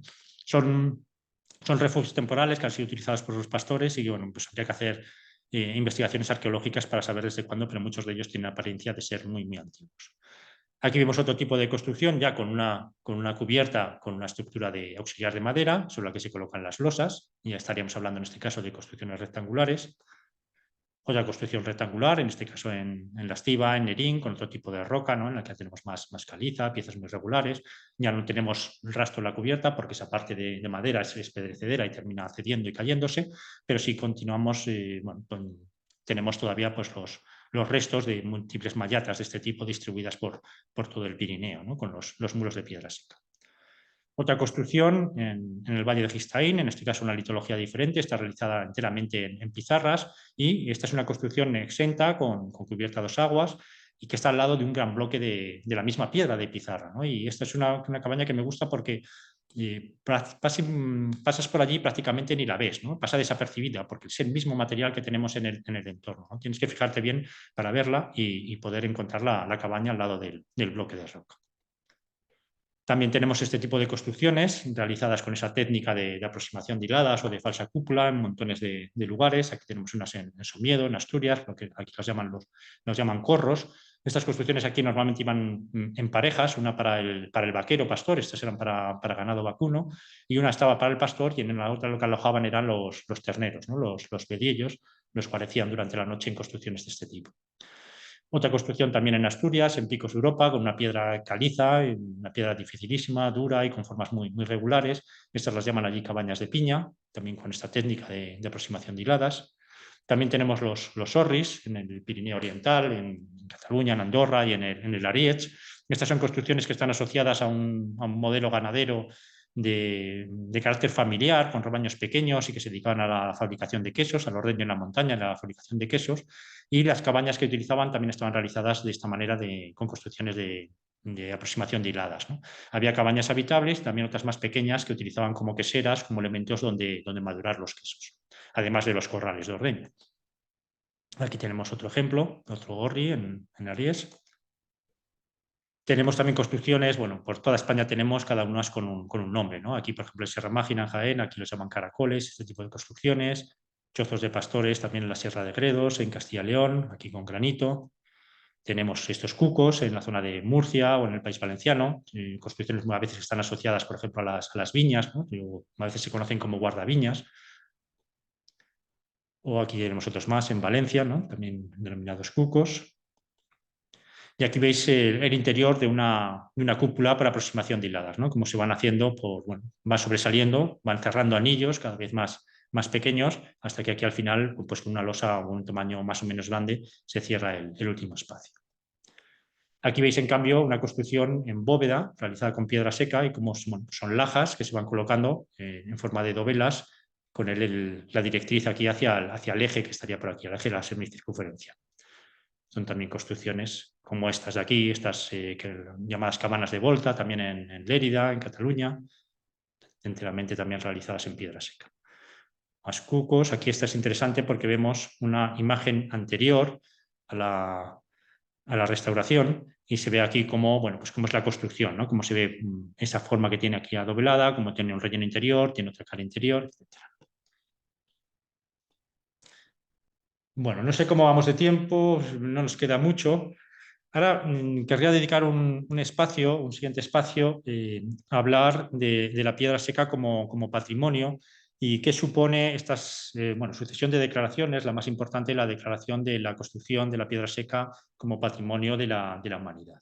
Entonces, para introducir este bloque y pues, un poco para hacer un pequeño descanso en la exposición, os voy a poner un vídeo, que fue el vídeo que se realizó para la presentación de la candidatura de esta técnica de la piedra seca a ser Patrimonio Mundial de la UNESCO. Es un vídeo que dura 15 minutos y me gusta ponerlo porque refleja muy bien varias de las cosas que me parecen especialmente reseñables de la piedra seca, ¿no? Por un lado, que es una técnica que vamos a encontrar en muchos lugares geográficos distintos. En este vídeo va a aparecer bueno, pues, distintos constructores, distintos maestros de distintos lugares, cada uno hablando en su propio idioma, y es interesante verlo, aunque a veces no lo podamos entender, pero vemos cómo están hablando al final de lo mismo, con palabras diferentes, con expresiones diferentes, con idiomas distintos, pero hay algo que es común a todos ellos, ¿no? Y por otro lado vamos a ver pues, algunos de los valores que luego iremos desglosando que se resaltaron en esta declaración que tiene la piedra seca, ¿no? Como bueno, pues, los aspectos ambientales, aspectos sociales, etcétera.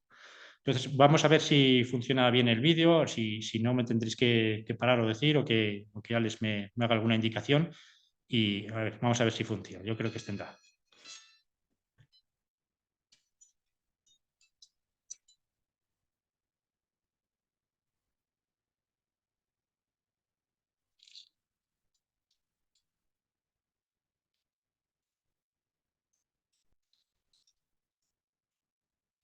Sí, hola Carlos, hola a todos.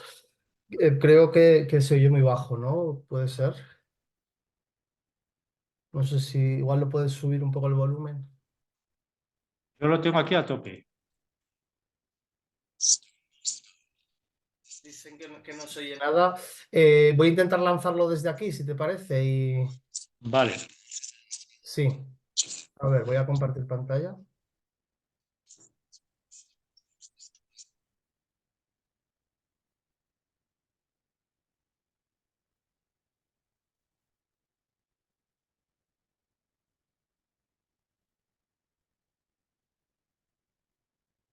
Vale, es este de la UNESCO.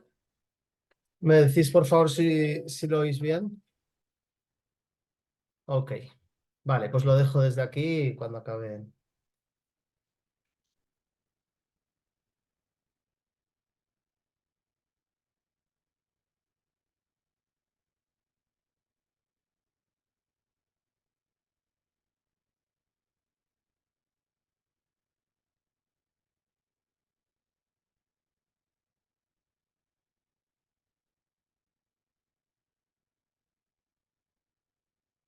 Simple tradition embodies the know-how and experience of countless generations. With an artisan's skill and deep knowledge of their environment, men and women with only their hands as their tools use this dry stone technique to fashion from the most humble to the most complex and spectacular constructions, shaping, ordering, and ultimately creating in an exemplary and sustainable manner entire landscapes where agriculture and livestock farming have flourished.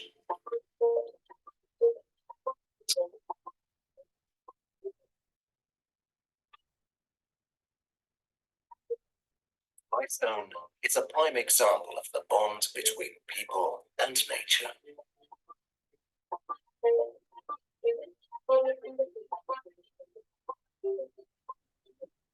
Je pense que la pierre sèche, c'est un fil rouge qui relie les gens et dans l'espace et dans le temps. La pedra seca no hem d'oblidar que és una pedra a costat d'una altra, una pedra sobre una altra. I aquest gest tan senzill s'ha fet des de temps immemorials.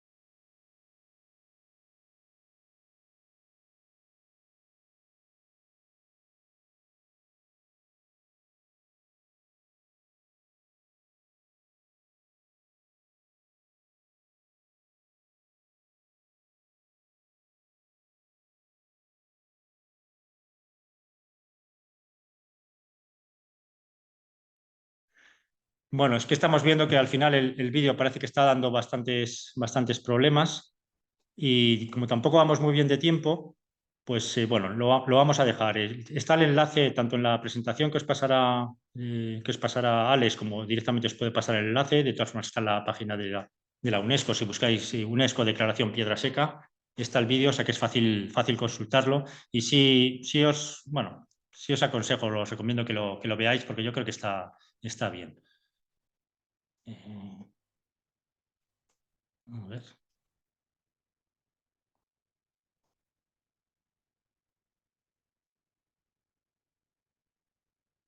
Bueno, vuelvo entonces a la presentación y bueno, la idea era, una vez visto el vídeo, hacer algunos comentarios acerca de estas declaraciones, ¿no? Bueno, como sabéis, y es una de las cosas que ha impulsado todo este tipo de talleres y todo este interés por la piedra seca, ha sido la declaración como Patrimonio Mundial por la UNESCO. Esta declaración se produjo en un principio en el año 2018, en el que la Convención de la Organización de las Naciones Unidas para... a ver si consigo quitar esto aquí. Bueno, se incluyó en esta lista representativa del patrimonio mundial con el título de Conocimientos y técnicas del arte de construir muros en piedra seca. Eso, como digo, se produjo en el año 2018 y fue una declaración que respondía a una candidatura presentada de forma conjunta, internacional, por 8 países que fueron Croacia, Chipre, Francia, Grecia, Italia, Eslovenia, España y Suiza, ¿no? Que son los que tenéis reflejados en este mapa. Por supuesto, como comentaba antes, esto no quiere decir que en otros lugares, en otros países europeos y mucho más de otros lugares del mundo, no exista esta piedra seca y bueno, pues sea igualmente merecedora de una declaración si se ha presentado la candidatura, ¿no? Pero fueron estos países los que la impulsaron en su momento. Y recientemente, en el año pasado, en 2024, en una de las reuniones anuales, bueno, tienen que realizar una reunión anual este comité, pues se presentó una nueva candidatura ampliada. En este caso el nombre es Arte de la Construcción en Piedra Seca, Conocimientos y Técnicas, en las que, además de los países que estaban previamente ya incluidos en la declaración de 2018, se añadieron otros 5 más, que fueron Andorra, Austria, Bélgica, Irlanda y Luxemburgo. Lo mismo, vuelvo a decir que más países, si hubieran querido, hubieran tenido interés, y seguramente muchos de ellos tienen elementos importantes construidos en piedra seca, podían haberse añadido si se hubieran adjuntado a esta solicitud, a esta candidatura. Bueno, según la Convención de la Salvaguarda del Patrimonio Cultural Inmaterial, lo primero sería hablar de qué se entiende por patrimonio cultural inmaterial, ¿no? Ahí sí es interesante que hay que realizar esa distinción. Bueno, dentro del patrimonio cultural, en realidad el patrimonio cultural es todo uno, pero sí podemos distinguir o podemos matizar distintos tipos de patrimonio, ¿no? Dentro del patrimonio cultural inmaterial lo que se está intentando reflejar o recoger son usos, son representaciones, expresiones, conocimientos, técnicas que se van a transmitir de generación en generación, que están, por tanto, en una recreación constante y que además van a constituir un sentimiento de identidad y de continuidad con las generaciones antecedentes, ¿no? Aquí habla también de que contribuya al respeto a la diversidad cultural, al respeto a la creatividad humana. Por ejemplo, todo este tema de la diversidad yo creo que en el vídeo queda muy bien reflejado, ¿no? Pues, hablando con maestros, como digo, de distintas regiones de Europa, de cada uno de los países que están en la candidatura. Entonces, bueno, hay que distinguir que, claro, la declaración lo que está recogiendo es la técnica en sí. O sea, es el saber, el conocimiento técnico y todo lo que lleva asociado, pero con un carácter intangible, con un carácter inmaterial. La declaración como patrimonio mundial no está protegiendo las construcciones físicas que estamos realizando con esta técnica, que es una protección que en algunos casos se ha dado en algunos conjuntos, pero que extender una protección general a todo lo que está construido con piedra seca, pues no parece muy lógico, porque hay una infinidad de elementos, ¿no?, que estarían entonces protegidos y podrían, bueno, pues constituir un escollo para realizar nuevas actividades, ¿no? El patrimonio cultural inmaterial, como está definido dentro de los textos de la UNESCO, se va a referir a ese tipo de ámbitos, ¿no? Por un lado, las tradiciones y expresiones orales, incluido el idioma, Y entonces aquí podríamos incluir parte de los elementos que están relacionados con la construcción en piedra seca, en cuanto a todas esas tradiciones constructivas o tradiciones, por ejemplo, de realizar una pequeña fiesta una vez que se realiza una caseta, o todas las expresiones orales que hacen referencia a las herramientas, a las distintas piezas, dependiendo de su colocación dentro del muro, o bueno, montones de elementos, de expresiones que están vinculados a la construcción. Incluiría también artes del espectáculo, aquí quizás tendría menos que ver, pero también incluye usos sociales, rituales y actos festivos. Aquí podría volver a tener algo de referencia a la piedra seca, porque al final muchas de estas construcciones se realizaban como un acto social, muchas veces vinculados a las labores vecinales, a las labores de apoyo mutuo entre los vecinos de un mismo pueblo, cuando tenían que mantener pues, elementos que pertenecían a todos, como los caminos, las acequias de riego, pues muchas veces había un uso social, ¿no? Aquí estaría incluido. Conocimientos y usos relacionados con la naturaleza y el universo, pues aquí también tendríamos que ver toda esa relación con el medio físico, el empleo de materiales naturales, el empleo de materiales de cercanía, la relación con el paisaje, con la creación de un paisaje construido, ¿no? de un territorio. Y técnicas artesanales tradicionales, pues bueno, esta sería quizás la más clara o la que entraría de lleno esta técnica de la construcción de piedra seca. El patrimonio cultural inmaterial también hay varias cosas que insiste la UNESCO y creo que también son interesantes recalcarlas. Es que es un patrimonio que es a un mismo tiempo es tradicional, pero también es contemporáneo. O sea, no podemos hacer una declaración de un elemento como un patrimonio inmaterial, algo que ya está completamente perdido o que ya no pertenece al mundo actual. Tiene que ser algo que pueda tener su continuidad y su utilidad en el momento presente, ¿no?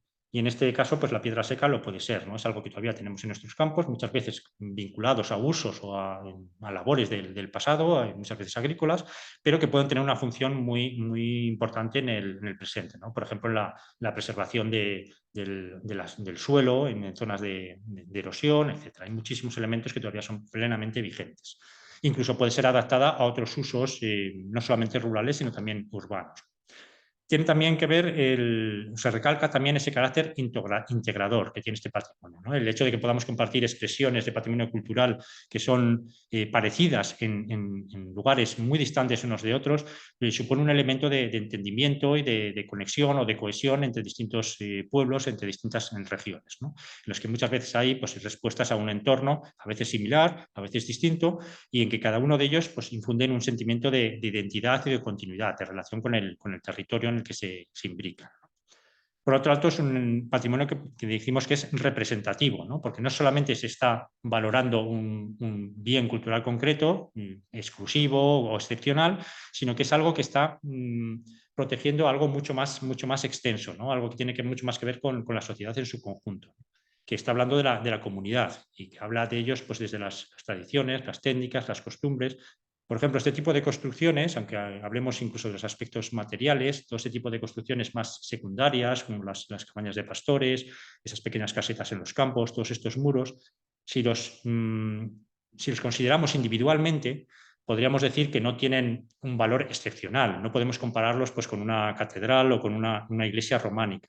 Pero, sin embargo, el conjunto de todos ellos sí tiene ese valor de representación y una representación quizás más real de la población que ha vivido en ese territorio, ¿no? Si lo consideramos, pues, por ejemplo, las iglesias románicas, muchas veces cuento que son edificios que están construidos muchas veces por canteros que proceden de otro lado y que van a hacer una obra por encargo, ¿no? Y que vienen con unas tradiciones constructivas y con una cultura que no tiene que ser necesariamente la del lugar. En cambio, todo este tipo de construcciones vinculadas a la piedra seca son construcciones que realmente nacen de los usos, de las labores y del trabajo de la gente que está viviendo en el mismo territorio, ¿no? Luego, ese carácter de representativo yo creo que es muy importante recalcar. Y esa idea de que esté un patrimonio que está, como digo, basado en la comunidad, ¿no? Tiene que estar reconocido por la propia comunidad que lo ha levantado, que lo ha creado y que lo mantiene y que lo transmite, ¿no? Sin ese reconocimiento, y este es uno de los aspectos en los que más insiste la UNESCO a la hora de considerar el reconocimiento de bienes de patrimonio inmaterial, es ese reconocimiento de la propia comunidad portadora, ¿no? Si ellos no lo dan ninguna importancia, no lo consideran algo que les represente, pues no podríamos considerarlo un patrimonio cultural inmaterial. Bueno, el patrimonio inmaterial dentro de las declaraciones de la UNESCO funciona a partir de una serie de listas. En concreto hay tres listas diferentes a las que se pueden presentar candidaturas para un reconocimiento. La más importante y la que aglutina la mayor parte de elementos es en la que se encuentra la piedra seca o la transhumancia, otros elementos que tenemos en Sobrarbe. Es la lista representativa del patrimonio cultural inmaterial de la humanidad.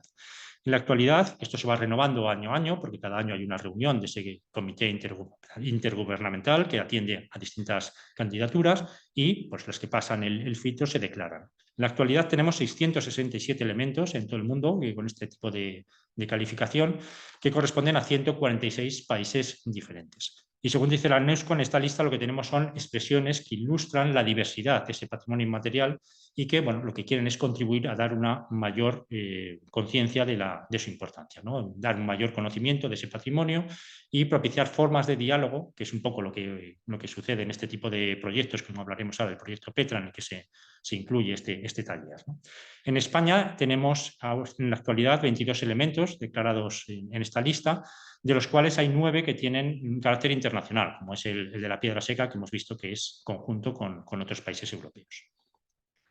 Bueno, en España son todos estos los que tenemos y si podéis acceder a los enlaces que tenéis aquí de la UNESCO, se puede ver fácilmente todos los que hay y bueno, pues explican en qué consiste cada uno de ellos y cuándo se declararon, etc. Los últimos ha sido, bueno, en realidad la piedra seca tiene una declaración anterior de 2018, pero la declaración ahora vigente es del último año del año 2024. En el Sobrarbe, os he recalcado en azul las que tenemos en Sobrarbe, que al final son 4, ¿no? Las fiestas del fuego del solsticio en los Pirineos, que tenemos en San Juan de Plan, junto con otras, Castanesa también en Aragón y otras localidades también en el Pirineo catalán, en Andorra. Tenemos también la transhumancia, también recientemente declarada en el año 2023, también con un carácter internacional. Tenemos las navatas dentro de la denominada la maderada, que también es internacional, y el arte de la piedra seca, ¿no? En realidad todos los que tenemos declarados en Sobrarbe tienen ese carácter internacional, lo cual propicia ese intercambio de información, de experiencias y esa conexión con otros territorios, que yo creo que es uno de los elementos más interesantes de estas declaraciones. Bueno, luego hay otra lista, que es la lista de patrimonio inmaterial, que requiere medidas urgentes de salvaguarda, que bueno, lo que hace es identificar elementos del patrimonio cultural inmaterial que están en riesgo de desaparición inminente, ¿no? Ahí tenemos 81 elementos que corresponden a 44 países y no tenemos ninguno de ellos en España. Y luego hay otra lista, que no he puesto aquí el título, que es el registro, aquí arriba lo tenemos, el registro de buenas prácticas de salvaguarda, en el que en España tenemos reconocidos 4 elementos. En total, en ese registro hay 40 en todo el mundo, en 35 países, y tenemos 4 en España. Bueno, el procedimiento de inscripción de un bien de patrimonio inmaterial en estas listas, bueno, pues se tiene que presentar por las instituciones y hay que cumplir una serie de requisitos que es interesante también que veamos, ¿no? En primer lugar, tiene que ser un elemento de patrimonio cultural inmaterial que responda a esas definiciones que hemos estado dando, que se dan en los distintos artículos de los textos de la UNESCO. Tiene que contribuir a dar a conocer ese patrimonio cultural inmaterial y bueno, pues, responder un poco a esos objetivos, ¿no? Que se tome conciencia de su importancia, propiciar el diálogo entre distintas comunidades. Se tienen que elaborar una serie de medidas de salvaguarda. Las medidas de salvaguarda el objetivo que tienen es proteger y promover la continuidad de ese elemento, ¿no? Pues en el caso de la piedra seca, pues una medida de salvaguarda puede ser este taller, ¿no? Que lo que está intentando es promover el conocimiento de esa técnica, la transmisión, esa transmisión tradicional que prácticamente se había roto, pues continuarla ahora a partir de estos talleres y que, bueno, pues que haya cada vez más gente que todavía sepa cómo utilizar esta técnica. En esa propuesta de inscripción también, lo que os decía antes, insiste mucho la UNESCO en que tiene que tener una participación lo más amplia posible de la comunidad que se denomina portadora, o sea, la comunidad que existe en el territorio en el que tenemos ese bien de patrimonio inmaterial. No se puede hacer nada de estas declaraciones si no hay un interés y un consentimiento y una participación, un impulso desde la propia sociedad en la que se da ese patrimonio. Y por último, es un elemento que figura en ese patrimonio cultural inmaterial, también debe figurar previamente en algún registro, en algún inventario de los territorios, de los estados que lo solicitan, ¿no? Por ejemplo, la piedra seca ya había sido reconocida previamente en muchos territorios en España. Ahora, por ejemplo, en Aragón, lo veremos, en Aragón ya había sido reconocido como un elemento de patrimonio inmaterial previamente a esta declaración de la UNESCO. Luego aquí tenemos un desglose bueno, pues de etiquetas, podríamos decir, dentro de las cuales se incluye la piedra seca, ¿no? El Patrimonio Mundial de la Humanidad pues, habla de una serie de conceptos. También se tienen en cuenta los objetivos de desarrollo sostenible, se habla también de que está presente en unos biomas concretos, y entonces vemos resaltados aquellos de los que se propone dentro de las listas de patrimonio mundial que corresponden a la piedra seca, ¿no? Por una parte, pues el diseño del paisaje, tiene que ver con la composición del paisaje, tiene que ver con las habilidades técnicas, tiene que ver con la piedra en construcción, tiene que ver con dentro de los objetivos de desarrollo sostenible, pues el que más correspondencia tiene es esa producción y consumo responsable, ¿no? El que es un elemento económico que tiene que ver con los materiales del lugar, etc. Dentro de los biomas, pues se asocia mucho a la montaña, también agrosistemas. Y dentro de los ámbitos de la convención, que son los que os ponía antes, pues ya comentamos que, salvo quizás ese de artes escénicas o así, pues tiene que ver con los otros 4 de los 5 que se proponían. Luego quería hacer referencia dentro de esta declaración, la UNESCO pues señala una serie de elementos que considera fundamentales para la declaración, una serie de valores destacados que tiene la piedra seca para considerarla dentro de ese patrimonio cultural inmaterial y que tienen que ver con esos distintos, por ejemplo, los biomas o distintas etiquetas de estas que veíamos en la imagen anterior. Por un lado, por ejemplo, es la conexión que tiene con el freno de la erosión y con la regulación de la escorrentía, ¿no? Los muros de piedra seca, pues en ese sentido, todas esas estructuras de bancales desempeñan un papel esencial en la prevención de esos corrimientos de tierra, inundaciones, avalanchas, etc. Otro sería el relacionado con la biodiversidad. Esos muros, con esa porosidad, con esa cantidad de huecos que tienen, lo que están haciendo es crear unas condiciones bioclimáticas que son adecuadas, por un lado, para la agricultura, por otro lado, el control de la humedad y la radiación, y también como soporte de un montón de fauna y de flora que anidan en sus huecos, ¿no? Por ejemplo, las condiciones bioclimáticas para la agricultura pues, son muy claras en algunos lugares, como por ejemplo la Ribera Sacra, donde hay unos cultivos de vides en unas paredes muy inclinadas que pues, tienen una insolación a veces no muy grande, pero está en la construcción con esa piedra, recoge muy bien la radiación del sol y produce un aumento de la temperatura que permite un mejor crecimiento de las uvas, ¿no? Eso pasa con muchísimas construcciones. Se pueden utilizar tanto para crear unas mejores condiciones de calor o a veces para el contrario, para dar lugar a sombra o proteger de vientos en lugares en los que esos pueden dar lugar a dificultades para los cultivos, ¿no? Entonces, pues tiene esa relación con la biodiversidad. Las construcciones, además, en piedra seca destaca que se encuentran en esa armonía con el medio ambiente, ¿no? Y pues son técnicas al final muy humanas, usadas que tienen esa relación equilibrada entre el hombre y la naturaleza, que veíamos, por ejemplo, reflejadas en esas fotografías de principios del siglo XX, ¿no? En ese caso de Lucien Briet, pues unos paisajes perfectamente ordenados, perfectamente en armonía y pues muy humanos, ¿no? Por otro lado, lo mismo, ¿no? Esa integración en el paisaje, ¿no? Esa integración por ejemplo, todas esas arquitecturas, todas esas casetas de piedra seca, los muros, se integran muy bien en los paisajes que se integran porque tienen esos mismos materiales de construcción que están extraídos del propio medio, ¿no? Son las mismas rocas y se integran perfectamente. Y, por otro lado, ese aspecto social, ¿no? Ese proceso de construcción de la piedra seca tiene ese carácter de acto social, de reunión de vecinos, de ayuda mutua, ese aspecto de los vecinales que os comentaba antes, o la recreación que estamos haciendo ahora en los talleres, y lo vais a ver un poco esa cohesión social o ese punto de encuentro, lo bien que se puede pasar en una construcción de este tipo, ¿no? El que estás colaborando y te estás prestando ayuda mutua en una construcción que pertenece al final a todos, ¿no? Y eso lo que permite es esa creación de una identidad colectiva, ¿no? en los territorios en los que tenemos este tipo de construcciones. También contribuye al conocimiento de las rocas, de los materiales naturales, bueno, pues ese uso de los materiales del entorno. Ahí eso se refleja muy bien en, bueno, pues dependiendo del lugar en el que se vaya a construir un muro, nos vamos a encontrar con una litología, con unas piezas, con unas piedras muy diferentes y que vamos a trabajar también de una manera muy diferente, ¿no? Y eso pues ayuda a que, bueno, pues pensemos en ello, ¿no? En los distintos tipos de piedras, cómo vamos a colocar, si estamos trabajando con granitos, si estamos trabajando con bolos de río, si estamos trabajando con unas piezas calizas, pues la forma de construir es diferente y eso pues, bueno, pues nos ayuda a tener un mayor conocimiento del entorno natural. Y luego la economía, ¿no? Ese uso de materiales locales sin apenas transporte ni transformación, pues es un sistema de construcción muy económico. Y luego el uso, lo que he recalcado ya varias veces, ¿no? El hecho de que esta técnica se use en muchos lugares del mundo, pues fomenta esa creación de redes de conexión, de comunidades culturales distintas, ¿no? Y es algo que vamos a ver reflejado ahora en el...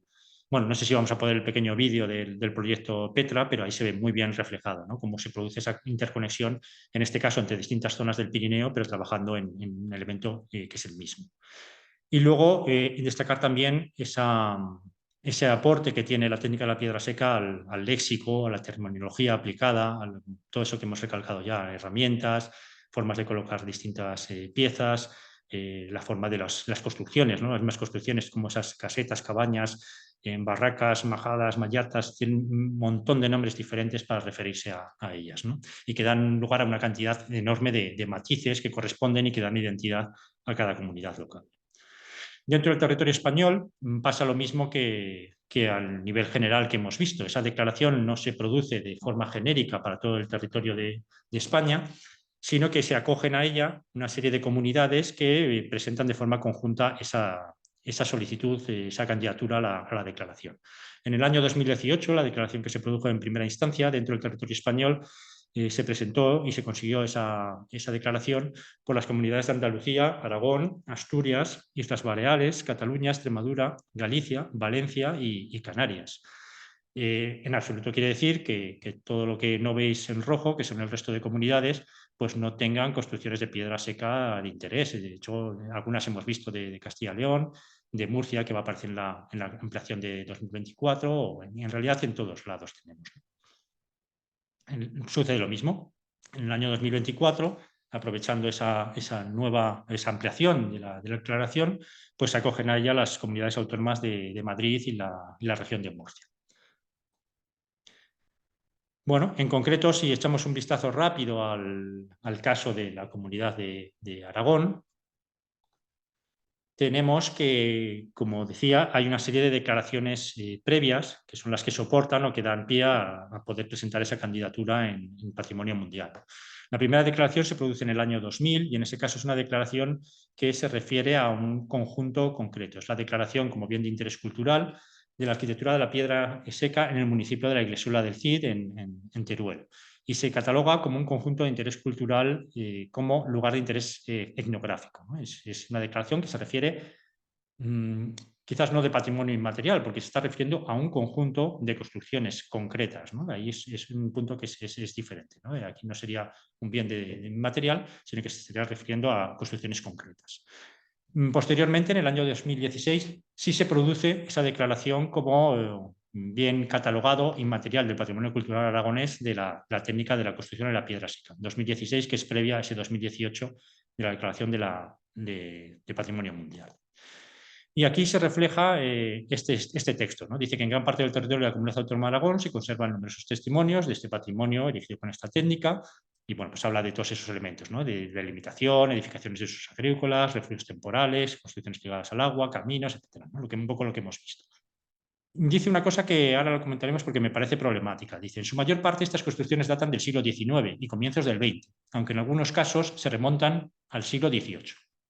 Luego dice, si bien estos ejemplos se distribuyen en las 3 provincias aragonesas, lo cierto es que la presencia más extendida se localiza y da una serie de lugares, de comarcas o de zonas en las que se considera que hay una mayor concentración o una mayor importancia de este tipo de construcción, ¿no? En concreto, pues en el Maestrazgo, en las cuencas mineras, en el Bajo Martín, en la parte de Andorra, Sierra de Arcos, un poco en las comarcas ostenses de Jacetania, Alto Gállego, Somontano. Y algunos ejemplos zaragozanos muy localizados, dice, ¿no? Como el Alto de la Muela o la Cisma en Gris.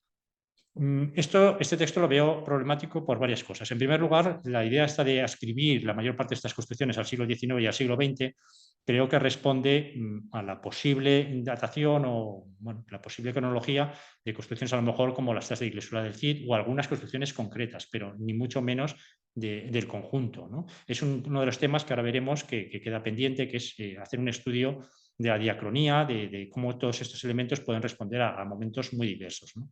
Este momento del siglo XIX y comienzos del XX pues, está muy ligado a la privatización de muchas tierras de cultivo, que anteriormente pues, podían haber sido comunales con la desamortización y que por lo tanto se parcelan y se segregan y se dividen y aparecen estos muros de lindes entre parcelas, ¿no?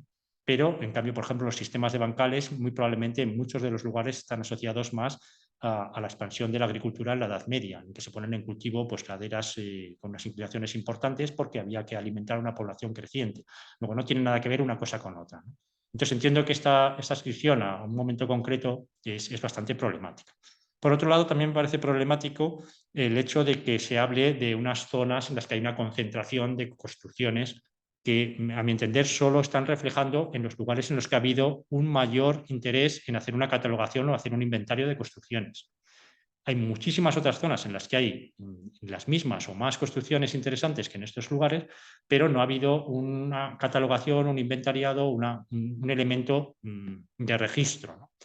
Entonces, esos son todos los elementos que me parece problemático, ¿no? No podemos decir que solamente en estos lugares o que haya una mayor concentración en estos sitios. Y luego, en el año 2020, se produce una última declaración que tiene que ver con la piedra seca y esta vez sí tiene más que ver con el Sobrarbe, que es la declaración como bien de interés cultural, también como lugar de interés etnográfico, lo mismo que sucedió con la Iglesia del Cid, del sistema de bancales, casetas y mosals construidos con la técnica piedra seca en el pueblo deshabitado de Escartín.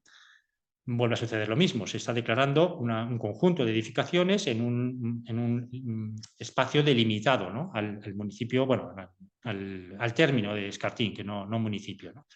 En realidad, bueno, pues en todo Sobrarbe vamos a encontrar, a lo mejor no en la misma concentración, pero en algunos lugares sí, de este tipo de construcciones lo vamos a encontrar en muchos otros lugares, o incluso dentro del mismo sobrepuerto, lo mismo que encontramos en Escartín lo podemos encontrar, por ejemplo, en Otal. ¿Por qué hay esta declaración de esta zona en concreta? Pues porque ha habido un interés, ha habido una promoción por parte de asociaciones o por personas concretas como José María Satue, que han estado muy interesados en la conservación de este tipo de patrimonio y que han impulsado esta declaración. Esa parte muy importante de la propia comunidad, que la propia comunidad lo reconozca como un patrimonio a conservar y que impulse este tipo de declaraciones, donde no se produce ese impulso por parte de la población local, aunque exista ese patrimonio, pues no se reconoce de la misma manera. Bueno, si hacemos el repaso a estas zonas que nos decían que tienen una mayor concentración, pues tendríamos esta zona en el Maestrazgo, con esa declaración de la Iglesia del Cid, de bien de interés cultural, de lugar de interés etnográfico, un montón de muros de linde, de casetas. Tenemos también aquí en el Bajo Aragón, pues estas de NONAPS, que también pues hay una catalogación, hay publicaciones, hay una serie de rutas de la piedra seca. Aquí tendríamos cabañas construidas con bóveda de piedra, las que en Cataluña llaman cabanas de volta. Tendríamos también aquí en Cantalobos, en cuencas mineras, también se ha hecho alguna publicación, hay rutas, ha habido un interés en divulgarlo, en promoverlo, en reconocerlo y en protegerlo. En Valdejalón, en La Muela, también ha habido recientemente una asociación que ha catalogado un montón de casetas y que ha hecho alguna publicación y un inventario con una serie de fichas. En Grisel, una de las más pioneras que realizó Félix Rivas hace ya muchos años, hizo un trabajo y catalogó un montón de casetas, las que llaman casetas de pico. En el Moncayo también dio lugar a una publicación. En el Alto Gállego también hubo un interés hay un montón de casetas de falsa cúpula, tanto ligadas al entorno agrícola como esta de arriba, que es más pastoril, ya en las zonas de montaña, en forma de mallata. Aquí también hubo pues algún intento de, unos inventarios, alguna catalogación, la publicación de un tríptico, y esas son las que recoge al final la Declaración de Patrimonio Cultural Inmaterial de Aragón. En Sobrarbe pues tenemos el caso también de las casetas de pastor, o casetas de campo, no exclusivamente pastor, también tenían que ver con labores agrícolas en la zona de Lecina Betorz, que también se han publicitado y se ha hecho algún itinerario, alguna publicación. Y, por supuesto, la última que decíamos de sobrepuerto de Escartín, ¿no? Aquí tenemos otra imagen de Escartín en la que veis un poco, bueno, pues el paisaje que da lugar, todos esos paisajes abancalados, ahora ya con ese proceso que comentaba antes de renaturalización y de colonización otra vez por la vegetación. Y bueno, pues estos muros contribuyeron a estabilizar todas estas laderas, a permitir esas parcelas de cultivo. Y bueno, pues si se van cayendo, pues todo esto tendrá una erosión importante, ¿no? Y en ellas vemos como en casi todas esas fajas pues aparecen esas pequeñas casetas que eran las que daban cobijo bueno, pues en el momento de hacer labores agrícolas y en el momento de estar guardando el rebaño mientras abonaban las parcelas y pastaban cuando no había cultivo. Bueno, por tanto, a partir de estas, un poco lo que estaba comentando antes, ¿no? Estas declaraciones tienen una serie de repercusiones y también plantean una serie de retos, ¿no? El plantear la piedra seca como patrimonio cultural inmaterial. El primer reto que nos plantea es esa dicotomía que hay entre lo material y lo inmaterial, ¿no? La declaración está haciendo referencia a la técnica, al saber constructivo, a la forma de hacer o a las tradiciones, al léxico, todo este tipo de elementos inmateriales, pero en realidad lo que se decía antes, el patrimonio al final es todo uno y es imposible desligar todos esos aspectos inmateriales de la parte material, ¿no? Que son todas esas infinidad de construcciones que están realizadas con esta técnica. Evidentemente es imposible dar una protección a todo este tipo de a todas las construcciones, pero sí a lo mejor hay que hacer una labor bueno, pues de registro, de inventariado, de selección y a lo mejor proteger elementos especialmente representativos. Por otro lado, lo que os comentaba antes, esas carencias en cuanto a la contextualización histórica de estos elementos, ¿no?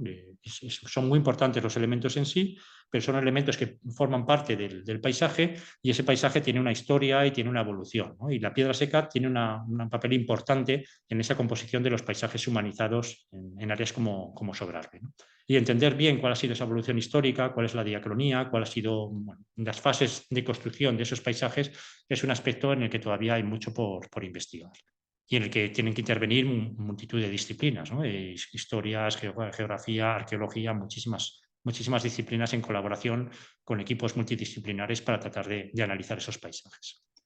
Por otro lado, la tremenda desigualdad geográfica en esos procesos de identificación, ¿no? Lo que os comentaba, esa declaración de Aragón pues hace referencia a unos lugares en los cuales ha habido unos procesos más avanzados, o se ha trabajado más en esa identificación, en esa documentación y en esa investigación de los elementos de piedras. En otros lugares pues ha avanzado poco o casi nada, ¿no? Y luego otro aspecto en el que también hay retos importantes es en esas labores de salvaguarda en la parte de la formación. La formación tradicional era una formación no reglada, una formación que se producía, como hemos dicho, en ese ámbito del vecindario o en el ámbito vecinal, pero eso ahora mismo, siendo muy interesante porque tienes una base de gente que trabaja de forma, pues podemos decir, amateur, este tipo de técnicas, pero hay que avanzar también en una formación reglada que permita incluir esta forma de construir en los procesos de construcción ya normales, con proyectos, con licencias, etc. Y ahí pues, nos encontramos con muchas dificultades porque, bueno, porque no es fácil calcular las resistencias de estos muros, no es fácil dimensionarlos, no es fácil dar una certificación de qué esfuerzos van a soportar o garantizar su durabilidad, ¿no? Y ahí, en ese aspecto, pues hay un trabajo por hacer importante que está, bueno, está mucho más avanzado en Francia, donde asociaciones de gente que trabaja con la piedra seca ya está haciendo muchos ensayos, muchas publicaciones, pero es algo en el que todavía hay que avanzar para poder homologar esta forma de construir para poder ser utilizada en procesos de construcción, digamos, normales o estándar, ¿no? Comerciales. Bueno, en cuanto a las repercusiones positivas, desde luego ha dado muchísima visibilidad, ¿no? Y eso pues, se ve fácilmente en los medios de comunicación, en los que periódicamente van apareciendo noticias y reportajes que están hablando de esta... Bueno, a partir de esas declaraciones, pues sirve para dar a conocer y para promover el interés por este tipo de patrimonio. En cuanto a la desigualdad geográfica, pues también os quería hacer referencia al sistema de información del patrimonio cultural aragonés, SIPCA, que tenéis aquí el enlace, en el que bueno, pues están registrados todos los elementos que se consideran que tienen algún tipo de catalogación dentro del patrimonio cultural, ¿no? Si, me parece, si lo doy, os podría abrir aquí. Me parece que veis la página. Bueno, aquí he hecho una búsqueda sencilla en la que he buscado arquitectura en piedra seca. Y veis que, bueno, que aparecen una multitud de elementos catalogados En concreto, ahora mismo aparecen 612 construcciones relacionadas con la técnica de la piedra seca. Además, hay dentro de SIPCA hay registros sonoros, de grabaciones de canteros, hay otro tipo de elementos, ¿no? Pero construcciones hay registradas estas. Y si os fijáis, pues en Huesca hay 329, en Teruel hay 210, en Zaragoza solo hay 73. Y si vais por localidades, pues pasa lo mismo. ¿Qué ocurre? Que todo este tipo de...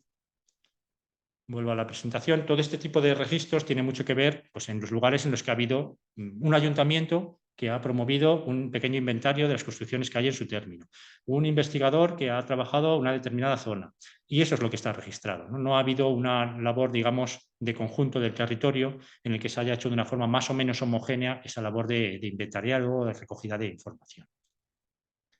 Para ello, esa fase de inventariado de estructuras es verdad que es muy complicada porque son estructuras que están dispersas por todo el territorio.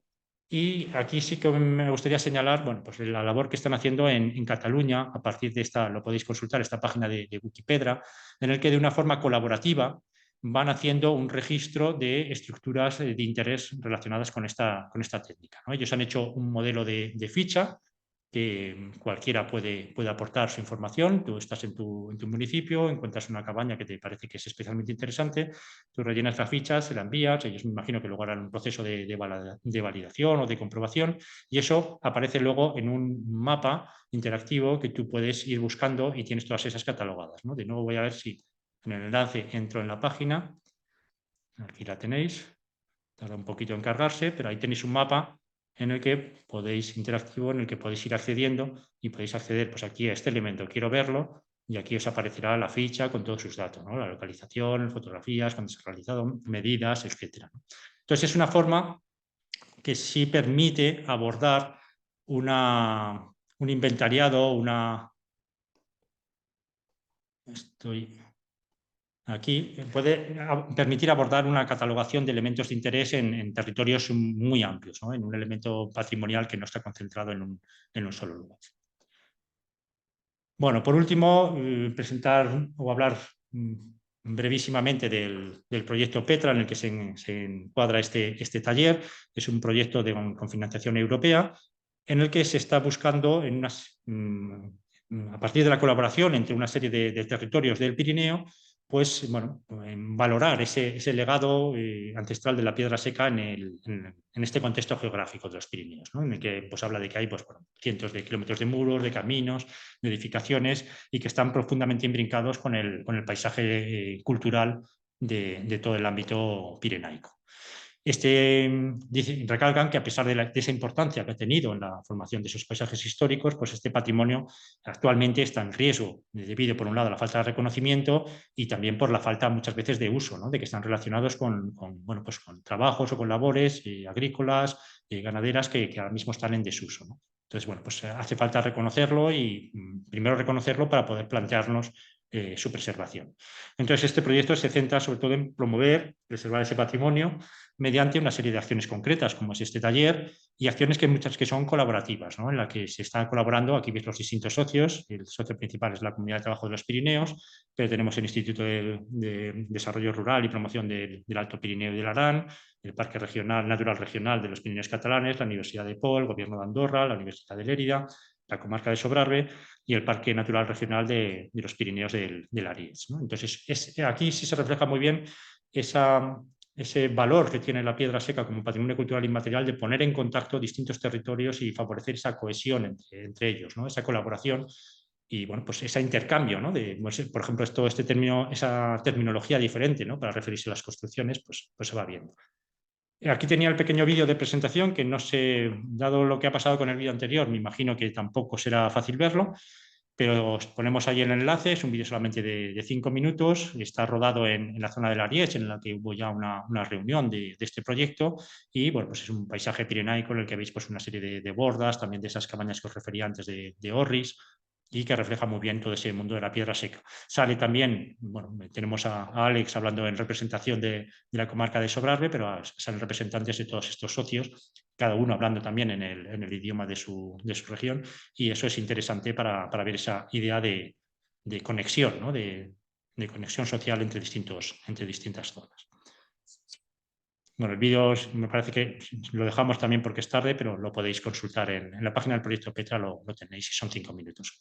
Y nada más, aquí solamente os dejo ya una serie de referencias y de fuentes de información. Por un lado, referencias a alguna serie de museos y centros de interpretación relacionados con la piedra seca, que tenemos, bueno, pues, están los enlaces de cada uno de ellos, por si queréis verlos y curiosearlos. Tenemos también alguna serie de enlaces web interesantes, y, bueno, pues algunas rutas de la piedra seca, como os he comentado antes, esta de Nonaps, la del Cid, esta de la Muela. Estas otras páginas también de Cataluña, de Col·labora Paisatge, donde se engloba también el tema de Wikipedra, la asociación de distintas asociaciones de arquitecturas tradicionales, también algunas catalanas, francesas, de Baleares, bueno, muchas páginas que ofrecen muchísima información que podéis encontrar en red. Alguna bibliografía que se puede extender muchísimo más, debería meter muchas más cosas. Algunos recursos también que tenemos dentro del SIPA, del Sistema de Información del Patrimonio Cultural Aragonés. Como os decía, están esos inventarios de estructuras, pero también hay archivos audiovisuales, hay pequeños artículos, hay un montón de información. Y algunos libros que podéis encontrar. Estos son más bien manuales de la técnica, que explicarían un poco todo lo que hemos visto en referencia a los distintos tipos de muros y de casetas, o muchos libros de divulgación, pues bueno, de las construcciones que encontramos en distintas partes del territorio, ¿no? En Francia, Cataluña, en Italia, en montones de sitios, ¿no? Quizás sería interesante buscar la publicación de alguna cosa específica sobre Sobrarbe, alguna cosa ya muy interesante hizo en su momento Fernando Viaje, que dentro de sus libros y dentro de los dedicados a Sobrarbe aparece muchísima, pero también tiene dentro de la colección que tiene dedicado Piedra sobre Piedra, que son sobre todo construcciones realizadas con piedra seca. Y nada más, eso ha sido todo. Yo no sé si ahora os podré escuchar bien, porque aquí el audio que tenía era muy malo. Entonces, si queréis hacer algún comentario o alguna pregunta, yo creo que se podrá hacer a lo mejor por el chat, porque no sé si lo podré oír. Si no, me lo tendría que comunicar Alex por otra vía. Y nada más, muchas gracias y espero que disfrutéis muchísimo de los talleres, que bueno, en algunos he estado yo y sé que es un espacio de convivencia buenísimo y estoy seguro de que lo vais a pasar muy, muy bien. Muchas gracias.